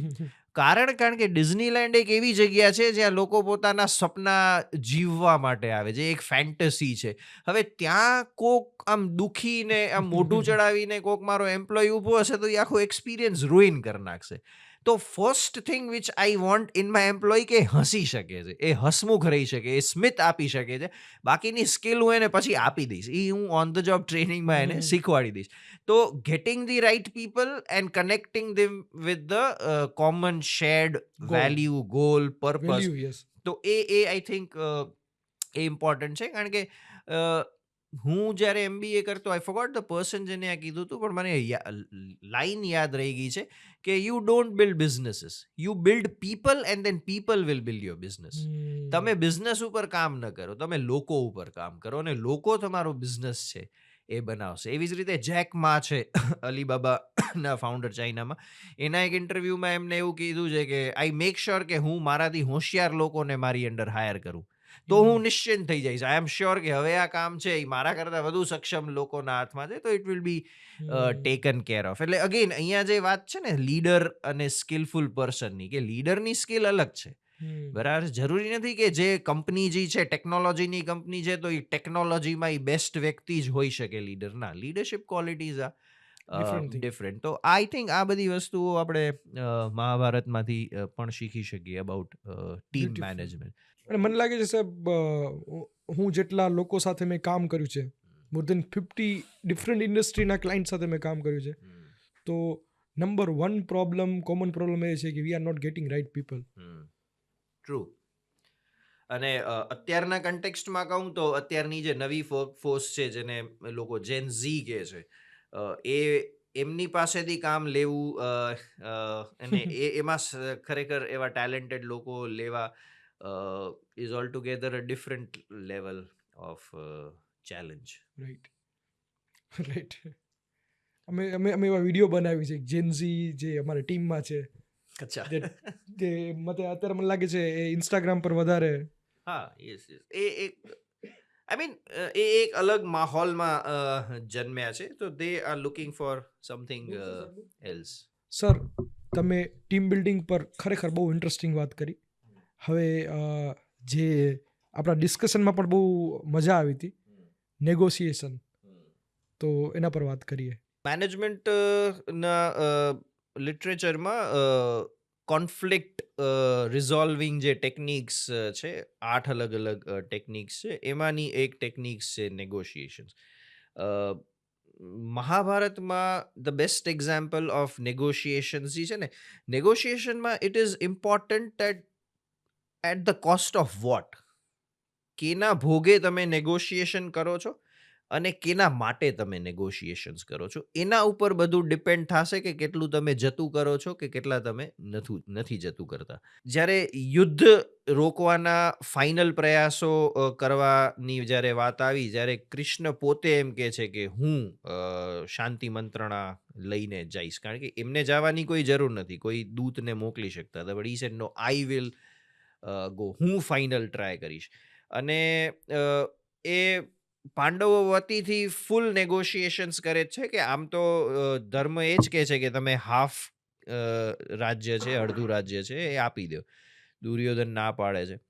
પછી એમ કહે છે કોઈ વાંધો નહીં, તમે અડધું રાજ્ય નથી આપી શકતા તો તમે 5 ગામ આપી દો. તો એમાંય ના પાડે છે. પછી કે વાંધો નહીં, 5 ગામ નહીં તો એક ગામ જેમાં 5 ઘર હોય એવો ગામ આપી દો.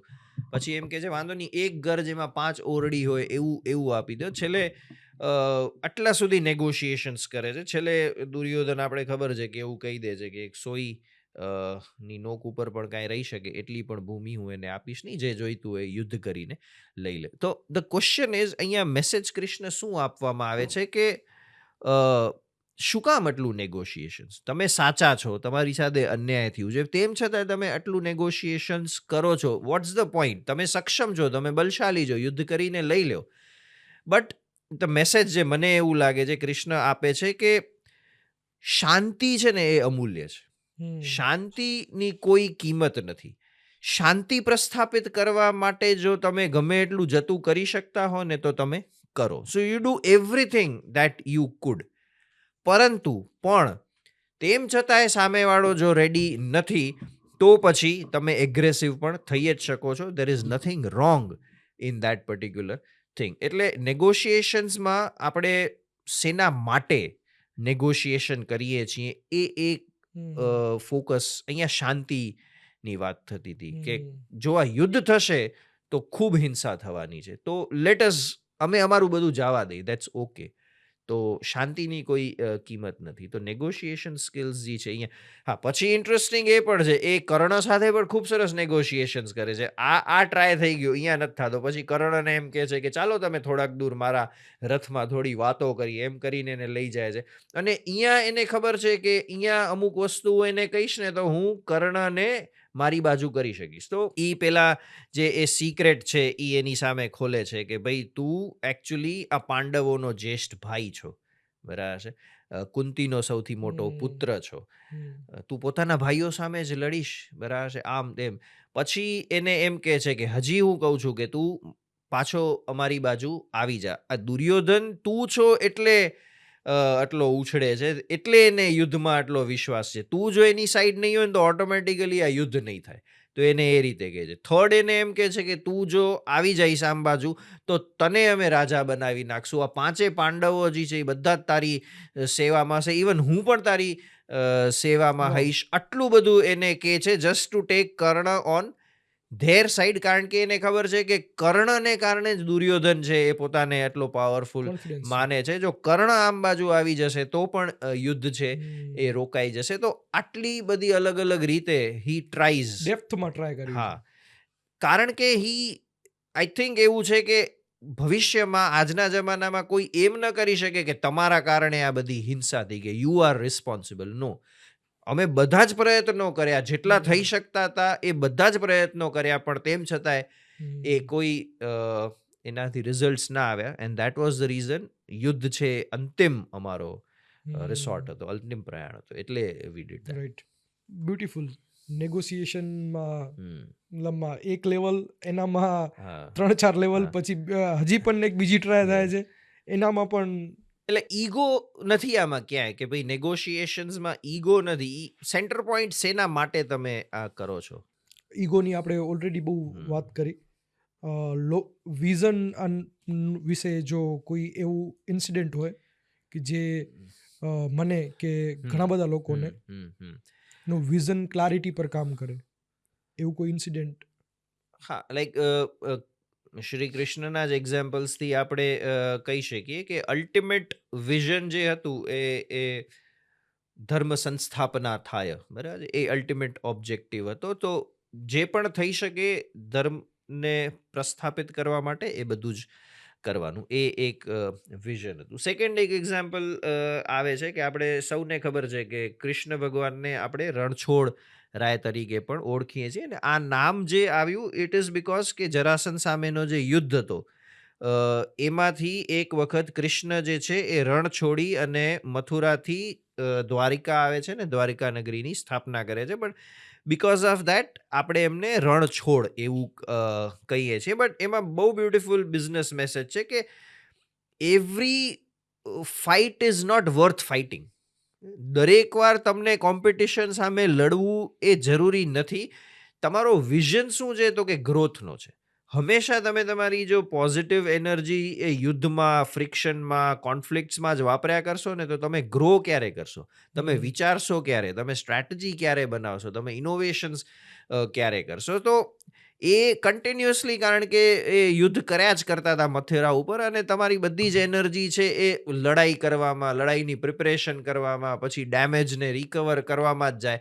તો તમે નવસર્જન ક્યારે કરો? નવું ક્યારે કરો? ગ્રોથ ક્યારે કરો? તો દ્વારિકા નગરી તો બની સોનાની જો ત્યારે તમે એક બેક સ્ટેપ લીધો. There is nothing wrong. જીવનમાં કાંઈ દરેક વખતે જીતવું જ જરૂરી નથી કે દરેક વખતે લડવું જ જરૂરી નથી. ફોર લોંગ ટર્મ વિઝન, બરાબર છે, ક્યારેક થોડુંક શાંત રહેવું, થોડુંક પાછળ જવું, થોડોક રેસ્ટ લેવો, that's okay. So I think that is also very important message કે દરેક જગ્યાએ નોટ નેસેસરી કે ફાઇટ આપવી કરવું, કોમ્પિટિશનની જેમ વિચારવું, ધેટ ઇઝ નોટ. ક્યારેક bypass strategy is a strategy કે I choose not to fight. એનો મતલબ એ નથી કે આઈ કેનોટ ફાઇટ. આપણે મહાભારત પર ઘણી વાત કરી, આપની સ્ટોરી પર વાત કરી. તમે જો કોઈ એવી વાત કરી શકો કે મહાભારતના લર્નિંગથી તમારા જીવનમાં કયા ઇમ્પેક્ટ આવ્યા, અથવા કોઈ એવા ટ્રાન્સફોર્મેશન અથવા એવા કોઈ જીવનમાં બેન્ચમાર્ક છે કે જેના કોરમાં મહાભારત હોય? ઘણા છે, તો કોઈ એકાદ કેવું I think it would be difficult, but okay let me think. હા, આઈ મીન યુ બિલીવ કે ઘણા બધા ડિસિઝન તમે મહાભારતના લર્નિંગથી લ્યો છો? સબકોન્શિયસલી કદાચ હશે, કોન્શિયસલી તો એવું નહીં થાય કે આ એક પ્રોબ્લેમ આવ્યો, હવે મેં મહાભારત મહાભારત રિફર કરી અને પછી ઇટ્સ નિર્ણય. બીકમ યુ નાઉ. હા, એટલે ક્યાંક એ ને ક્યાંક એ સિસ્ટમ ડેવલપ થઈ ગઈ છે હા, અંદર. સિસ્ટમ ડેવલપ થઈ ગઈ છે, એટલે ડિસિઝન મેકિંગમાં ક્યારેક કે રિએક્શન્સ આપવામાં કે રિસ્પોન્સીસ આપવામાં ક્યાંક ને ક્યાંક મને એમ છે કે ધીસ થિંગ એ તમને ફ્રેમ કરતા, જેમ કે એક મારી એક થોડી બિલીફ છે, કદાચ અહીંયાથી આવી શકે કે બે વસ્તુ છે, રિસોર્સિસ અને સ્ટ્રેટેજી મેનેજમેન્ટમાં. રિસોર્સિસ ઓબ્વિયસલી જરૂરી જ છે, બરાબર છે, જેટલા તમે રિસોર્સફુલ હશો એટલું તમે બિઝનેસ સારું કરી શકશો, પણ મહાભારત આપણે એક એવો મેસેજ આપે છે કે રિસોર્સિસ કરતાં સ્ટ્રેટેજી વધુ ઇમ્પોર્ટન્ટ છે, કારણ કે રિસોર્સિસ વાઇઝ તો કૌરવો સ્ટ્રોંગ હતા જ, પાંડવો વીક જ હતા. અને તમે કૌરવોની સાઈડના આમ તમે યોદ્ધાઓ જુઓ તો ભીષ્મ પિતામાં જે ઈચ્છા મૃત્યુને વરેલા હતા, જેને તમે મારી જ નથી શકતા એને તમે હરાવશો કેમ? બીજું બાજુ દ્રોણાચાર્ય, જે તમારા ગુરુ છે, તમને જ એને શીખવાડ્યા છે, હાઉ કેન યુ બીટ ધેમ? કર્ણ છે, મહાન યોદ્ધાઓ છે, આવા બધા લોકો છે તમારી સામે, અને 18 માંથી 11 અક્ષોહિણી સેના તમારા કને છે. બટ આમની બાજુ શું છે? આમની બાજુ માસ્ટર સ્ટ્રેટેજિસ્ટ છે, જે કૃષ્ણ છે. એટલે તમારો ઇન્ટેલેક્ટ છે ને એ વધુ ઇમ્પોર્ટન્ટ છે rather then your physical resources. Resources. એટલે એ મને ક્યાંક ને ક્યાંક આઈ થિંક હેઝ હેલ્પડ મી કે તમે ઓછા રિસોર્સથી બેટર સ્ટ્રેટેજીથી કરી શકો છો, ઇનફાઇટ કે કન્સ્ટ્રેન્ટ્સ હોય રિસોર્સના, પણ એ થઈ શકે. આઈ થિંક એ એક છે. સો તમે એને એક્સક્યુઝ ના બનાવો કે મારી પાસે ઓછું છે એટલે હું ના કરી શકું. Things can happen. સર, અમારું કોઈ વિડીયો પ્રોડક્શનનું પ્લાનિંગ હોય ને, તો અમે જે 3 લોકો છીએ એનામાંથી અમારું ચર્ચા એવું હોય કે એ લોકો હંમેશા પુશ કરે ક્વોલિટી માટે, લાઈક પ્લેસ કે કપડાં અને ઘણું બધું જે કોસ્ટ બાજુ વધારે જતું હોય. તો જ્યારે લાલો મૂવી સક્સેસફુલ ગયું તો એ પણ મને લાગે છે બહુ ઓછા કોસ્ટમાં બન્યું. ત્યારે આવીને મેં બધાને એ વાત કરી કે જો રિસોર્સિસ વાઇઝ જોવા જઈએ તો, પણ એ બધાને ઇમોશન કનેક્ટ કર્યું ને it's like done well. Exactly. હું મારી જે ફર્સ્ટ ફિલ્મની વાત કરું, જે મારે કોઈ અનુભવ જ નહોતો, શોર્ટ ફિલ્મ, એને મેં શરૂઆતમાં કીધું કે એની તમે પ્રોડક્શન ક્વોલિટી જોશો તો બહુ આજની તારીખમાં બહુ નબળી ગણાય, કારણ કે મને પણ કોઈ નો હાઉ હતો નહીં કે how to shoot a film. But તેમ છતાંય એ પ્લેટફોર્મ સુધી પહોંચી because of the probably content, કે કન્ટેન્ટ સારું છે એટલા માટે. તો આઈ સર, થિંક એના વિશે થોડી વાત કરું. એના વિશે I mean again life has different plans for you, એવું હું કહી શકું, અને પછી તમે કનેક્ટ ડોટ્સ કરો. યુનિવર્સિટીમાં એક ઇન્ટરનેશનલ કોન્ફરન્સ હતી ઇંગ્લિશ ડિપાર્ટમેન્ટની. તો આપણે ખબર છે કે ઇવનિંગના કલ્ચરલ પ્રોગ્રામ્સ હોય, તો એના માટે મને કહેવામાં આવ્યું કે તમે એક કોઈ નાટક જો લખી શકતા હો ઇંગ્લિશમાં for the guest who are coming. તો મેં એક નાટક લખ્યું વિચ વોઝ ઇન ઇંગ્લિશ, અને એ સરસ હતું, ઇટ વોઝ વેલ રિસીવ્ડ. હવે મારો એક સ્ટુડન્ટ છે, મારો પીએચડી નો સ્ટુડન્ટ છે, એનું પીએચડી પણ ગુજરાતી ફિલ્મ ઇન્ડસ્ટ્રી ઉપર છે, એની સાથે જોડાયેલો છે. તો એને મને એક વોટ્સએપમાં મેસેજ મોકલ્યો કે આ વખતે ઇન્ટરનેશનલ ગુજરાતી ફિલ્મ ફેસ્ટિવલ જે છે એ યુએસએમાં લોસ એન્જલિસમાં થવાનું છે, અને એમાં એક આ સ્પેશિયલ કેટેગરી છે 150 યર્સ ઓફ મહાત્મા.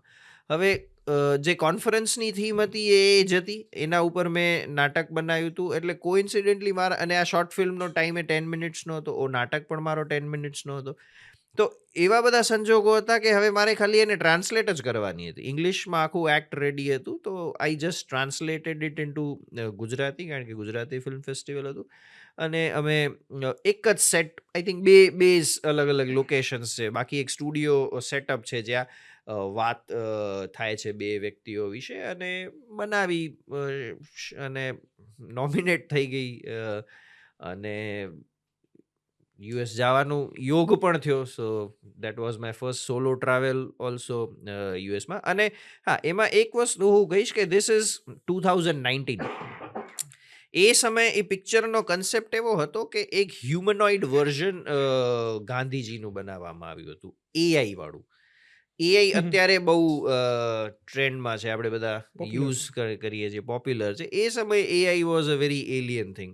બહુ કાંઈ ટ્રેન્ડમાં નહોતું. That you have tried. હા, એઆઈ સામે છે, એમાં અત્યારના બધા જ ડેટા નાખેલા છે. તો અત્યારના કન્ટેક્સ્ટમાં જો પ્રશ્નો પૂછવામાં આવે તો એ કઈ રીતે એટલે રોબોટિક કે મશીન? યસ. તો એ કન્સેપ્ટ ઉપરની આખી મૂવી હતી. એ કન્સેપ્ટ કે તમે ક્યાંથી ઇન્સ્પાયર્ડ હતો?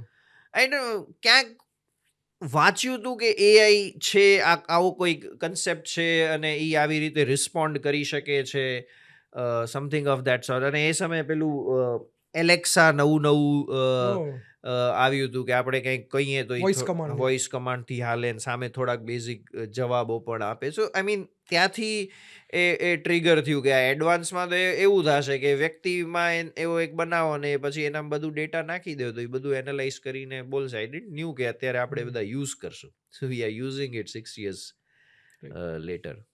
સર, આપણે જ્યારે સેકન્ડ ટાઈમ મળ્યા ત્યારે તમે અમુક બ્યુટીફુલ એવા ઇન્સિડન્ટ કીધા હતા કે જે ઇન્સિડન્ટ નોન છે પણ એની અંદર પાવરફુલ બિઝનેસ લેસન છુપાયેલા છે.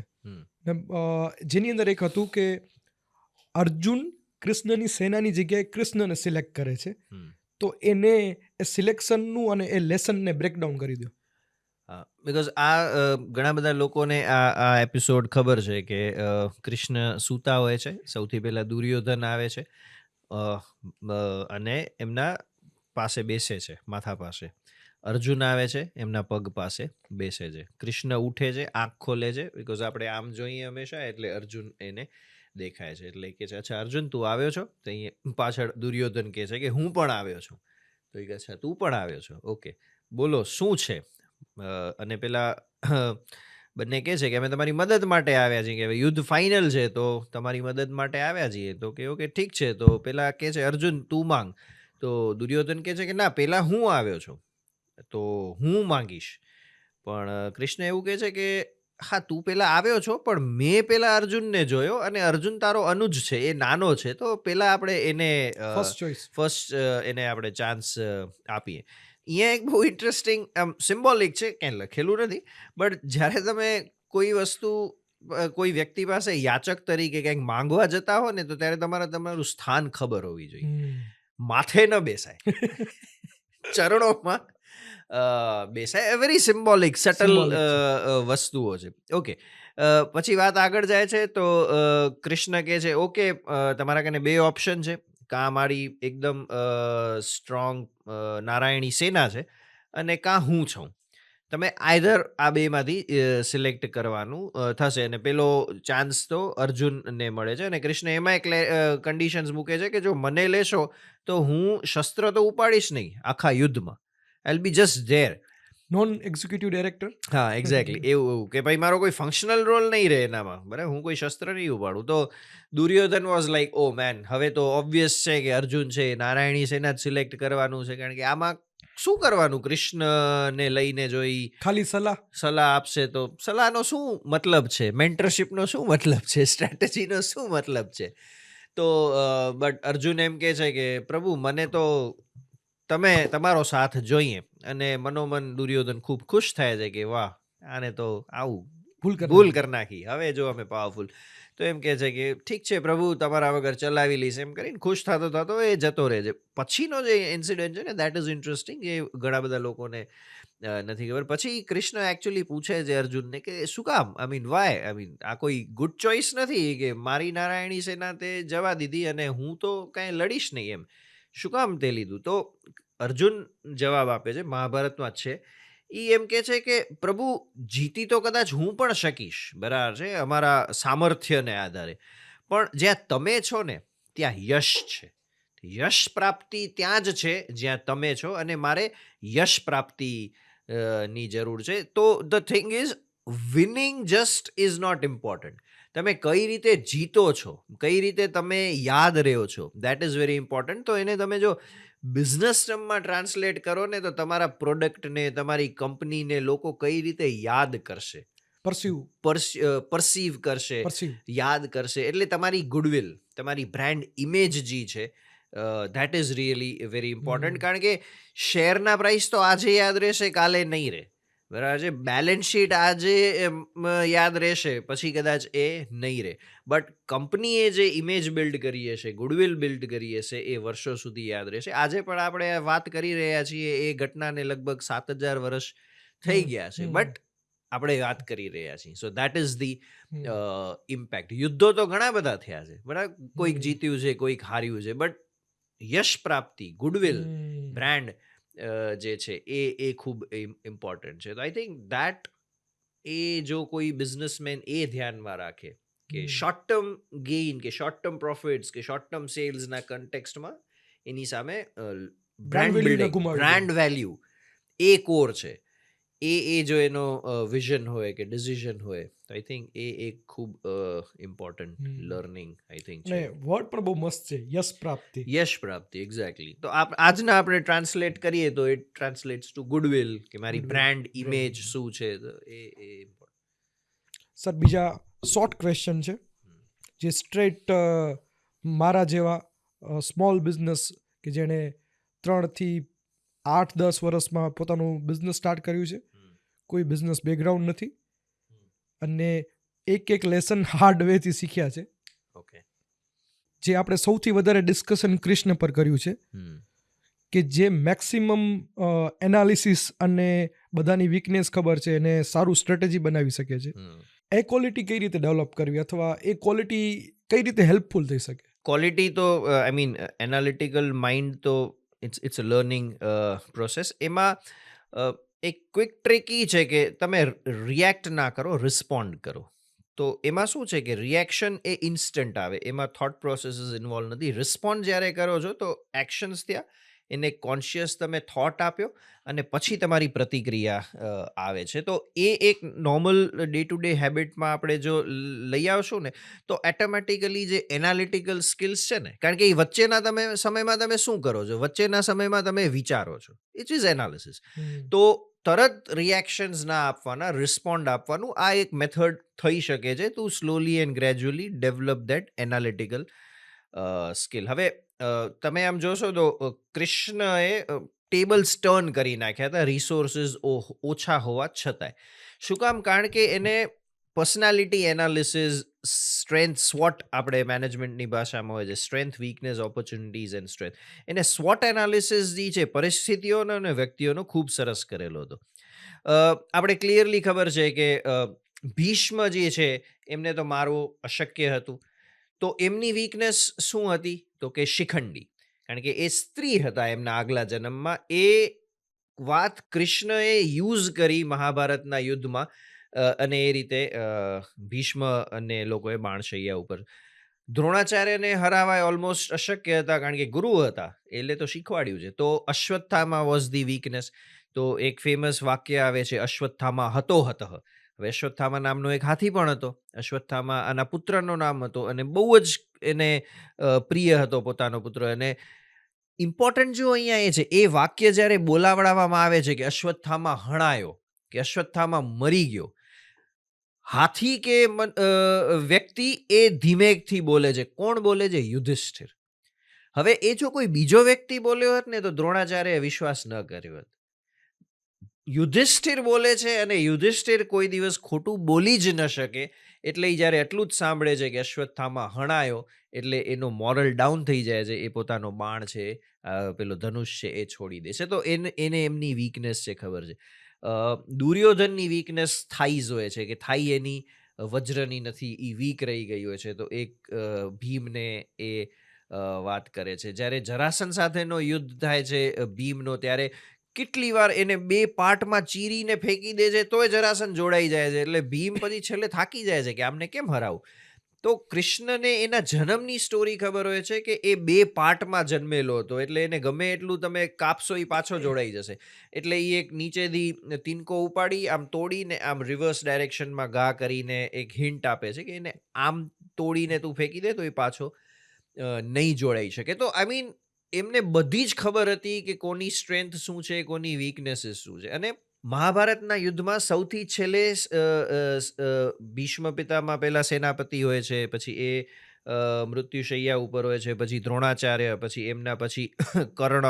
કર્ણ પછી શૈલ્ય પણ થોડાક સમય માટે સેનાપતિ બને છે. હવે શૈલ્ય આમ તો નકુલ અને સહદેવના મામા છે, પણ દુર્યોધને ટ્રીકથી એમને પોતાની સાઈડથી લઈ લીધા હતા, એટલે અનવિલિંગલી કૌરવોની સાઈડથી લડે છે. અને જ્યારે એ સેનાપતિ બને છે ને, હવે એ પણ ખૂબ પાવરફુલ છે શૈલ્યનો નેચર કેવો કે એને એવું વરદાન હતો કે એને જેટલો ગુસ્સો આવે ને એટલા એ વધુ બળવાન થાય, અને એ ગુસ્સો વધુ કરે, બળવાન થાય, એમને કોઈ હરાવી ન શકે. હવે આ એમની કેરેક્ટરિસ્ટિક્સ હતી. હવે એમની સાથે યુદ્ધ કોણ કરે? તો એમની સાથે અગેન કૃષ્ણએ નક્કી કર્યું કે સૌથી સ્થિર કોણ? તો કે યુધિષ્ઠિર. ગમે એવી પરિસ્થિતિમાં અગ્રેસિવ ન થઈ જાય ઈ કોણ? તો કે યુધિષ્ઠિર. તો શૈલ્યની સામે યુદ્ધ કરવા માટે કોને મૂકે છે? તો કે યુધિષ્ઠિરને મૂકે છે. કારણ કે તમે ઉશ્કેરાઓ તો સામેવાળો ઉશ્કેરાય, તમે એકદમ કૂલ અને કામ રહ્યો તો સામેવાળો ઉશ્કેરાતો જ નથી, એટલે એની સ્ટ્રેન્થ છે એ વધતી નથી. તો કહેવાનો મતલબ આ બધા જ એનાલિસિસ છે, જે સ્ટ્રેટેજીસ છે, એ કૃષ્ણ થકી છે. સો આ details data driven solution data driven કૃષ્ણને આ ચીટ કોને આપી છે કે બીજા પાસે આવી કોઈ ચીટ કે ડેટા નતા, એના પાસે બધા હતા. એ કારણે કે તું આ લોકોનો ભાઈ છો, બધાની વીકનેસ પણ ખ્યાલ છે ને. અત્યારે પણ એવું જ છે ને કે I mean we are living in a data driven world. તમને ખબર છે, આપણે જ્યારે એઆઈ ની વાત કરીએ, મશીન લર્નિંગની વાત કરીએ, એનો જે ફ્યુલ છે ઇઝ બિગ ડેટા.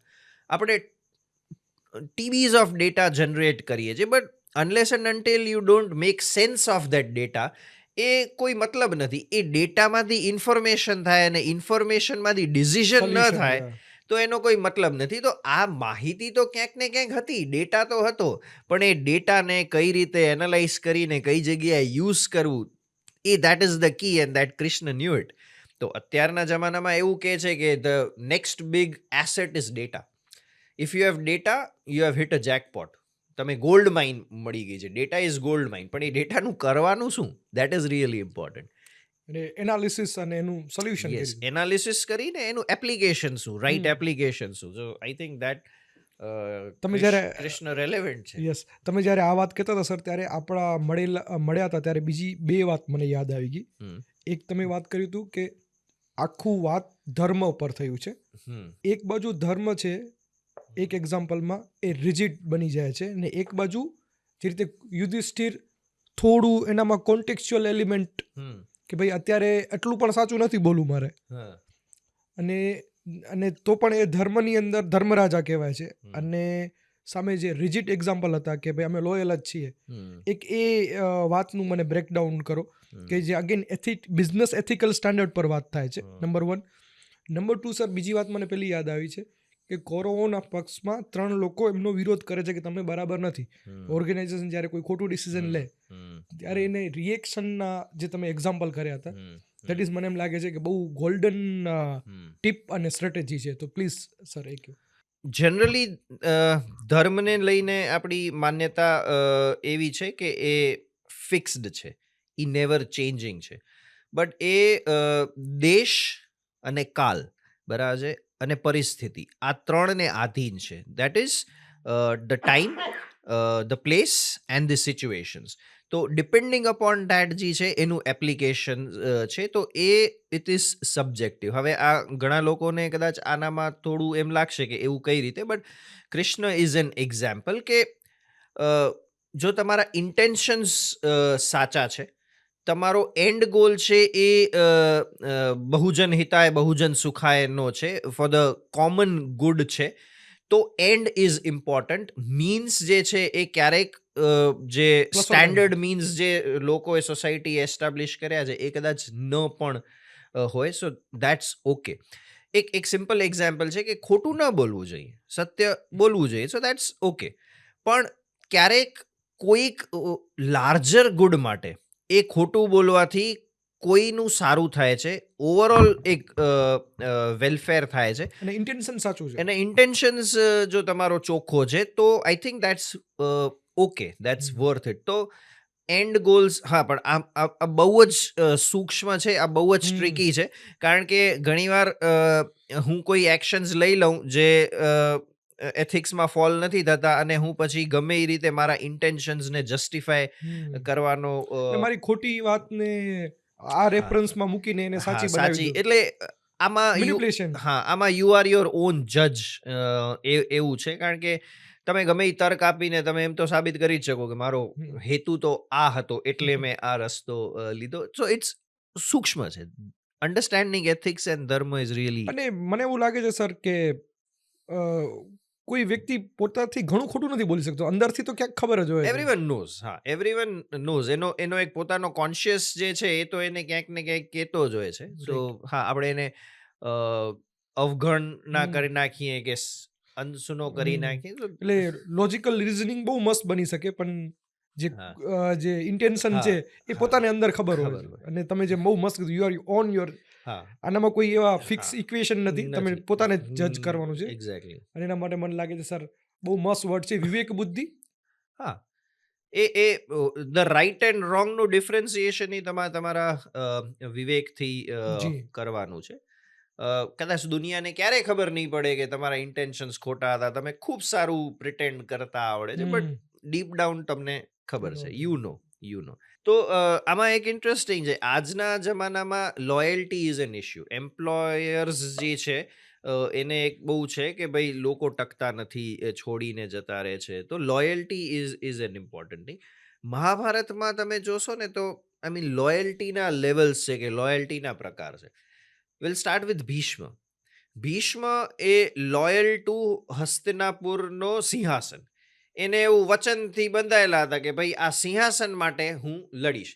હવે એ સિંહાસન ઉપર હું તો બેસીશ નહીં. એ તો એને પહેલાથી પ્રતિજ્ઞા લઈ લીધી છે, એટલે જ એ ભીષ્મ કહેવાના. એમનું નામ દેવવ્રત છે. હવે પણ પછી એ સિંહાસન ઉપર બેસવાવાળો વ્યક્તિ ગમે ઈ કરે, દેટ ડઝન્ટ મેટર, પણ હું આ સિંહાસનને વફાદાર રહીશ. એટલે અમુક લોકો એવા હોય છે કે કંપની ગમે એટલા ગફલા કરે, કંપની ગમે એટલું કરે, હું આ કંપનીને વફાદાર રહીશ. That is kind of one kind of loyalty. Second kind of loyalty છે દ્રોણાચાર્યની. હવે દ્રોણાચાર્ય એ રાજગુરુ છે. એને બેઝિકલી એમનું જે એમને જે દક્ષિણા કેવો કે એમનું જે લાઇવલીહુડ છે એ હસ્તિનાપુરથી આવે છે કે અહીંયા salary. Salary in that way. તો એ પછી ખોટી જગ્યાએ ખોટું કરે છે, બટ બીકોઝ મને અહીંયાથી મારું ઘર ચાલે છે. I am putting it very simple ટર્મ્સમાં. બિઝનેસ હા, ના કોન્ટેક્સ્ટમાં. જેથી કરીને લોકો સુધી પહોંચે. તો એ એક પ્રકારની લોયલ્ટી છે કે બસ મારો બોસ છે કે જે મારી સેલરી કરે છે તો હું એને લોયલ રહીશ. એ ખોટું કરે છે તો હું એને તેમ છતાં એને લોયલ રહીશ. ત્રીજા લોયલ્ટી હોય છે વિકર્ણ લોયલ્ટી. વિકર્ણ જે છે એ કૌરવોનો જ ભાઈ છે. 100 એના જે ભાઈઓ હતા એમાંનો એનો સગો ભાઈ છે વિકર્ણ. પણ એ ધર્મપ્રિય છે ને ન્યાયપ્રિય છે. અને probably he is the only one કે જે દ્રૌપદી ચીર હરણ થતું હતું ત્યારે એ ઊભો થઈને કહે છે કે આપણે ખોટું કરી રહ્યા છીએ, આનાથી આપણા આખા વંશનો નાશ થઈ જશે, પ્લીઝ સ્ટોપ ઇટ. કોઈ એનું સાંભળતું નથી. અંતમાં એ યુદ્ધ તો કૌરવોની સાઈડથી જ લડે છે. તો અગેન એવા પણ લોકો હોય છે કે જે કંપનીમાં રહે છે, કંપનીમાં કાંઈક ખોટું થાય છે તો વિસલ બ્લોઅર છે કે ના ન કરાય આમ તેમ, પણ કંપની છોડી નથી શકતા. સાચું કહેવાની હિંમત ધરાવે છે. સાચું કહેવાની હિંમત ધરાવે છે, પણ એને છોડી નથી શકતા, ખોટું રોકી નથી શકતા. રોકી નથી શકતા. That is third. અને ફાઇનલ લેવલની જે લોયલ્ટી છે દેટ ઇઝ યુયુત્સુ લોયલ્ટી. યુયુત્સુ પણ કૌરવોનો ભાઈ છે, સોતેલો ભાઈ છે. ધૃતરાષ્ટ્રને દાસીથી થયેલો પુત્ર છે એ યુયુત્સુ છે. છેલ્લે કુરુક્ષેત્ર યુદ્ધમાં ફાઇનલી યુદ્ધ શરૂ થવા પહેલા એ કૌરવોની સાઈડ છોડી અને યુધિષ્ઠિરની પરમિશન લઈ અને પાંડવોની સાઈડ આવી જાય છે. એ એમ કહે છે કે મારે જ્યાં ધર્મ છે ને એ બાજુથી જ યુદ્ધ લડવું છે. તો you are not loyal to your company, you are not loyal, એટલે કંપની ઇન ધ સેન્સ ખોટી છે તેમ છતાં you are not loyal. You are loyal, action પણ લે છે. હા, you are loyal to what is right, what is actually good. તો લોયલ્ટીના પ્રકારો પણ આપણે જોવા મળે છે કે આપણે કેને લોયલ રહેવું જોઈએ. અને આ જે લોયલ્ટીની કેટેગરીને બ્રેકડાઉન છે, તો એના પરથી જે વાતથી આપણે શરૂઆત કરી હતી કે બધું મહાભારતમાં છે, યસ. તો એટલું બધું પ્રિસાઇઝ કેટેગરી છે. ને સર મેં તમને આપણે મળ્યા ત્યારે ક્વેશ્ચન પૂછ્યું હતું કે સ્પેસિફિક મહાભારત વિશે તમને બહુ જ શું ગમે છે અથવા સ્ટ્રેન્જ શું લાગે છે?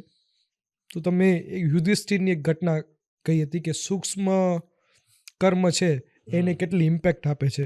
યુધિષ્ઠિર આપણે ખબર છે કે સદેહ એ પહોંચે છે સ્વર્ગમાં. ત્યારે એમને લઈ જવામાં આવે છે સ્વર્ગમાં, પેલા લઈ જવામાં આવે છે તો ત્યાં એ કૌરવોને જોવે છે. તો એને આશ્ચર્ય થાય છે કે આ અહીંયા મારા ભાઈઓ ક્યાં છે? તો કે એ બીજી જગ્યાએ છે, કે મારે ત્યાં જ જવું છે જ્યાં મારા ભાઈઓ છે. અગેન આ બહુ ડિટેલમાં છે, I M cutting it short. એ જાય છે તો ખૂબ જ ભયંકર જગ્યા છે, વાસ આવે છે, અંધારું છે, લોકોની નર્ક. ચીસો છે. તો એ નર્ક અને અવાજો આવે છે. તો આઈ મીન ઈ કે મારા ભાઈઓ અહીંયા છે, તો કે હા તમારા ભાઈઓ અહીંયા છે, and that incidence is there. પછી ઈ કહે છે ના, તો હું અહીંયા જ રહીશ જ્યાં મારા ભાઈઓ હોય ત્યાં. એન્ડ ધેન સડનલી બધું ચેન્જ થઈ જાય છે, ધર્મરાજ પોતે આવે છે અને એ જ જગ્યા આખી સ્વર્ગમાં પરિવર્તિત થાય. પરિવર્તિત થઈ જાય છે. લોંગ સ્ટોરી શોર્ટ છે, થોડી એમાં ડિટેલ છે, બટ એમાં નથી જતા. તો પછી એક વસ્તુનો ખુલાસો આવે છે કે તમે એક સમયે દ્રોણાચાર્યના યુદ્ધની સામે જે અશ્વત્થામા હતો એ જે હાફ ટ્રુથ તમે બોલ્યા હતા, તો એ જે તમે થોડુંક ખોટું કર્યું હતું, છલ કર્યું હતું, તો એ છલ હતું. એટલે આ પણ છલ જ હતું, જે એક છલથી નર્ક બનાવવામાં આવ્યું હતું. અને તમને એ છલથી પણ એ તમને આટલું ભોગવવાનું લખ્યું હતું, એટલે તમે આટલું ભોગવ્યું છે. બાકી બધા સ્વર્ગમાં જ છે અને તમારો સ્થાન પણ ત્યાં જ છે, તમને ત્યાં જવાનું છે. તો લાઈક મને એવું લાગ્યું કે આટલી સૂક્ષ્મ વાત, બરાબર છે, તેમ છતાંય ક્યાંક ને ક્યાંક એના કોન્સિક્વન્સીસ તો આપણે એ ભોગવવા જ પડે છે. તો આપણે આપણા જે પણ કર્મો કરીએ છીએ તો એનામાં આપણે થોડા સજાગ રહીએ, થોડા કોન્શિયસ રહીએ. તો I think that is what is important. તો હા, પણ આનામાં એ છે કે એના માટે you need to believe in the theory of કર્મ. તો દેટ ઇઝ દેર. તો આ એક વસ્તુ મને બહુ ડેપ્થ છે એમાં. લાગી કે કે એક નાની વસ્તુ પણ it Yes. Is like proper record. હા, સૂક્ષ્મ છે. તો દેટ્સ દેર. કોઈ આ એપિસોડ જોવે છે અને એને વધારે શીખવાની ઈચ્છા છે, તો નંબર 1 આપે જે ફર્સ્ટ બુક લોન્ચ કરી હતી એની વાત કરો. નંબર 2 કે આ પોડકાસ્ટ કોઈને ઇન્ટરેસ્ટિંગ લાગે છે અને એને વધારે શીખવું છે, તો કયા મેથડ્સ છે કે જેનાથી એ વધારે શીખી શકે અને પોતાના લાઈફમાં અને બિઝનેસમાં અપ્લાય કરી શકે. ધ મોસ્ટ ઓથેન્ટિક વે જે શીખવાનું છે એ એના મૂળ સ્ત્રોતમાંથી જ જો શીખે. જેમ કે મૂળ મહાભારત જે છે, કોઈ ઓથરની મહાભારત નહીં, મહર્ષિ વેદવ્યાસ રચિત જે મહાભારત છે, તો એ ઓરિજિનલ એડિશન્સ રેફર કરે તો આઈ થિંક એનામાંથી એને એ નોલેજ મળશે. ઓથર્સમાં, સિરિયલ્સમાં ક્યાંક ને ક્યાંક થોડાક ડિસ્ટોર્શન્સ આવી જતા હોય છે. તો આઈ થિંક એ ત્યાંથી કરી શકે. સો that is authentic resource. Authentic. અને નોટ જસ્ટ મહાભારત, કોઈ બી તમે જ્યારે આવી રીતનું લિટરેચર વાંચો છો, પછી એ રામાયણ હોય કે ભગવદ્ ગીતા હોય, તો એના ઉપનિષદ હોય, તો એના મૂળ ફોર્મમાં તમે વાંચો. એક એક્ઝામ્પલ યાદ આવે છે, તમને હું કહું કે શું પ્રોબ્લેમ થઈ શકે. આપણે એમ થાય કે ઠીક છે, little bit here and there, આમ કીધું હશે કે આમ કીધું હશે એક બુકમાં બીજી બુકમાં. આજે પણ તમને ઘણા બધા લોકોને પૂછો ને કે મહાભારત થઈ એને ઘણા બધા કારણો છે, પણ તમને શું લાગે છે મુખ્ય કારણ કયો? તો હજી ઘણા બધા લોકો એવું કહેશે કે દ્રૌપદી. શું કામ? તો એમ કહેશે કે દ્રૌપદીએ એવું કીધું હતું કે અંધે કા પુત્ર અંધા. એ જ્યારે દુર્યોધન મહેલમાં આવે છે, ત્યાં જલ ત્યાં થલ અને થલ ત્યાં જલ, એવું માયા થઈ જાય મને છે. યાદ છે હા સિરિયલમાં. હા, તો એ સિરિયલ આજે આપણા મગજમાં એના વિઝ્યુઅલ્સ છે, અને ઉપરથી પેલી ઊભી મજાક ઊભી, બનાવે હા, છે. દ્રૌપદી એમ કહે છે કે અંધે કા પુત્ર અંધા, અને એ ખટકે છે અને એના પછી દ્યુત ક્રીડા થાય છે અને પછી બદલો લેવાનો હા, પ્રયત્ન. તો આખું એમ લોકો એમ પિન પોઈન્ટ કરતા હોય છે. But if you look at the actual Mahabharat, એ આખો જ્યારે એપિસોડ થાય છે ત્યારે એ મહેલમાં દ્રૌપદીજી હાજર જ નહોતા. હવે તમે વિચારો વાક્ય એક જ છે પણ એક આખી જનરેશન્સ કદાચ 2-3 જનરેશન્સ એવું જ બિલીવ કરતી થઈ ગઈ કે મહાભારત સ્ત્રીને કારણે થઈ. અને આપણે જનરલી પૂછીએ તો એમ જ કહે કે રામાયણ અને મહાભારત શું કામ થઈ? તો કે સ્ત્રીને કારણે, એમાં સીતાજીને કારણે અને દ્રૌપદીજીને કારણે. કહેવાનો મતલબ એક line could change the entire narrative, could change the entire perspective. અને એ ઘણું ડેમેજ કરી જાય છે. તો બેટર છે કે આપણે ઓરિજિનલ સોર્સ ઉપર રિલાય જી કરીએ. So I think that is sir, કોઈ પણ બ્યુટીફુલ ઇન્સિડન્ટ છે કે કોઈ સારું રિસોર્સ છે, એનું જ્યારે અ, ચલચિત્ર કે ફિલ્મ એના પર બનાવવામાં આવે છે, ત્યારે મને લાગે છે ક્રિએટિવ ફ્રીડમના નામે અમુક વસ્તુ એવી થાય છે કે જે લાંબા સમય સુધી સોસાયટીમાં હા યસ એનું ઇમ્પેક્ટ હા. આવે છે. યસ So તો this is I mean I agree કે જ્યારે મૂવી બનાવો છો તો તમને થોડી ક્રિએટિવ લિબર્ટી હોય છે, but creative liberty at the cost of what એ ઇમ્પોર્ટન્ટ છે. અને એનાથી કોઈ હાર્મફુલ ઇમ્પેક્ટ આવતી હોય, બરાબર છે. એક નિખાલસ ક્રિએટિવ લિબર્ટી અલગ વસ્તુ છે અને એક ઇન્ટેન્શનથી ક્રિએટિવ લિબર્ટીની આડમાં કંઈક કરવું એ અલગ વસ્તુ છે. તો એમાં અગેન વિવેક જે છે, વિવેક બુદ્ધિની વાત છે, એ જરૂરી છે. સર, મને એવું લાગે છે જેને ખરેખર કાંઈ શીખવું છે હમ. એને ડેફિનેટલી ઘણા બધા ગોલ્ડન મંત્ર, સ્ટ્રેટેજી વિથ પ્રોપર ઇન્સિડન્ટ અને એને બ્રેકડાઉન કર્યા. અને આપનો જે પ્રોફેશનલ મતલબ એક્સપિરિયન્સ છે, લાઈક આટલું ટીચિંગનું એક્સપિરિયન્સ છે, તો સમજાય એવી ભાષામાં તમે મસ્ત રીતે જે અગેન એ વિઝ્યુઅલ્સ બેસી જાય. અને જે પોડકાસ્ટની શરૂઆતમાં મેં વાત કરી હતી કે કઈ રીતે શીખવું, તો એમ્પેટી કપ, તો હું ખરેખર એ અનુભવ કરી રહ્યો છું. કપમાં કંઈક થોડુંક ભરાઈને અમે જાશું. તો we are very thankful. I am equally thankful કે આ માધ્યમથી મહાભારતની વાત લોકો સુધી પહોંચશે. ક્યાંક ને ક્યાંક તમે અને હું એના નિમિત્ત સર, તમે બન્યા. અટેચ કેમ છો જૂના ગ્રંથોથી કે સ્પેશિયલી મહાભારતથી? આઈ ડોન્ટ નો, મહાભારતનું ફેસિનેશન તો બહુ યંગ એજથી રહ્યું છે. મે બી બિકોઝ એની સ્ટોરીઝ, એની ઘટનાઓ, એનું જે ઇન્ટરકનેક્ટેડનેસ છે એ એટલું ફેસિનેટિંગ છે કે મને એમ છે કે આવું તો મેં ક્યાંય કોઈ વાંચ્યું જ નથી, ક્યાંય જોયું જ નથી. આમ આવું તો કોઈ મૂવીમાં નથી બન્યું. એમ અદ્ભુત છે. તો આઈ મીન દેટ વોઝ એક ખેંચાણ હતો. આઈ ડોન્ટ નો ફર્સ્ટ અટ્રેક્શન શું કામ થયો એ તો આઈ કેનોટ ઇવન રીકલેક્ટ. કદાચ પાછલા જન્મના કાંઈ કનેક્શન, આઈ ડોન્ટ નો. હા, બટ લુકિંગ ફોર આન્સરવાળી જે વાત છે ને, એ મને એમ થાય કે તમારી લાઈફમાં એવા ફેઝિસ આવે કે જ્યાં કન્ફ્યુઝન્સ છે, સ્ટ્રગલ્સ છે, એ બધા ફેઝિસ જ્યારે આવે ને, તો આઈ થિંક પ્રોબેબલી એ ફેઝિસ વખતે વુડ બી ધી ટાઈમ કે આને ન માત્ર એક કોઈ એક રિલિજિયસ ના રિલિજિયસ કરતા આઈ મીન એક મને જે એને અટ્રેક્ટ કરતું કે સ્ટોરી, કે મજા આવે છે વાંચવાની, એનાથી હટીને એક સીકિંગ ડેવલપ થાય કે યાર આમાંથી કંઈક મને મળી શકે છે, જવાબો મળી શકે છે. તો આઈ થિંક એ ટ્રાન્ઝિશન જે છે એ ત્યાંથી આવ્યું હશે. તો આઈ થિંક કારણ કે વેન સી એવરીથિંગ લાઈફમાં એવરીથિંગ ઇઝ ગોઈંગ સ્મૂધ ને, તો તમે એમ થાય કે યાર તો પછી શું આ બધું, આને આપણે હેવી ગણીએ, આ બધું હેવી લોડ છે, આ તો રિટાયર થાશું ત્યારે પણ આની કરશું. સ્ટોરી ઇન્ટરેસ્ટિંગ છે કે હેવી નથી બનાવતો એને. હા, સર, એક્ઝેક્ટલી. મને એક ઘટના યાદ આવે છે.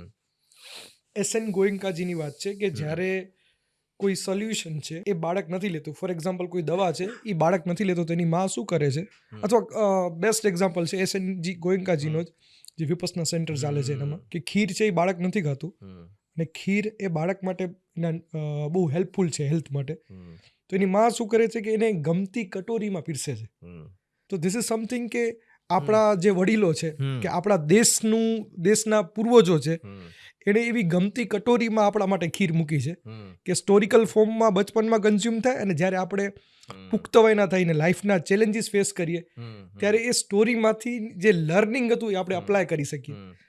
તો આવું કોઈ માં જ કરી શકે કે ગમતી કટોરીમાં સોલ્યુશન પીરસે. Final thought sir? બસ આઈ એમ ગ્લેડ ક્યાંક ને ક્યાંક ડેસ્ટિની, કુદરત જે છે એ આપણે નિમિત્ત બનાવતી હોય છે for the things to happen. તો હું તો એ જ મતનો છું કે કદાચ આ પણ ઇટ વોઝ પ્લાન્ડ. એન્ડ તમે એ રિસ્ક લીધો કે મહાભારત માંથી શું બિઝનેસ લર્નિંગ્સ, કારણ કે અત્યારે 21st સેન્ચુરીની વાત છે, people are talking about AI, અને એ સમયે we are talking about Mahabharat and business. So એ તમે રિસ્ક લીધો, અને I think it's worth it જે રીતે ઇટ હેઝ વેન્ટ. તો યસ, તો આવા જ રિસ્ક તમે થેન્ક યુ સો મચ લેતા સર. લ્યો, અને નામ જે છે એ તમારા ચેનલનો એ જ યથાર્થ થાય લાઈક યુ ગ્રો. તો બસ એવી શુભકામનાઓ. Thank you. Thank you so much.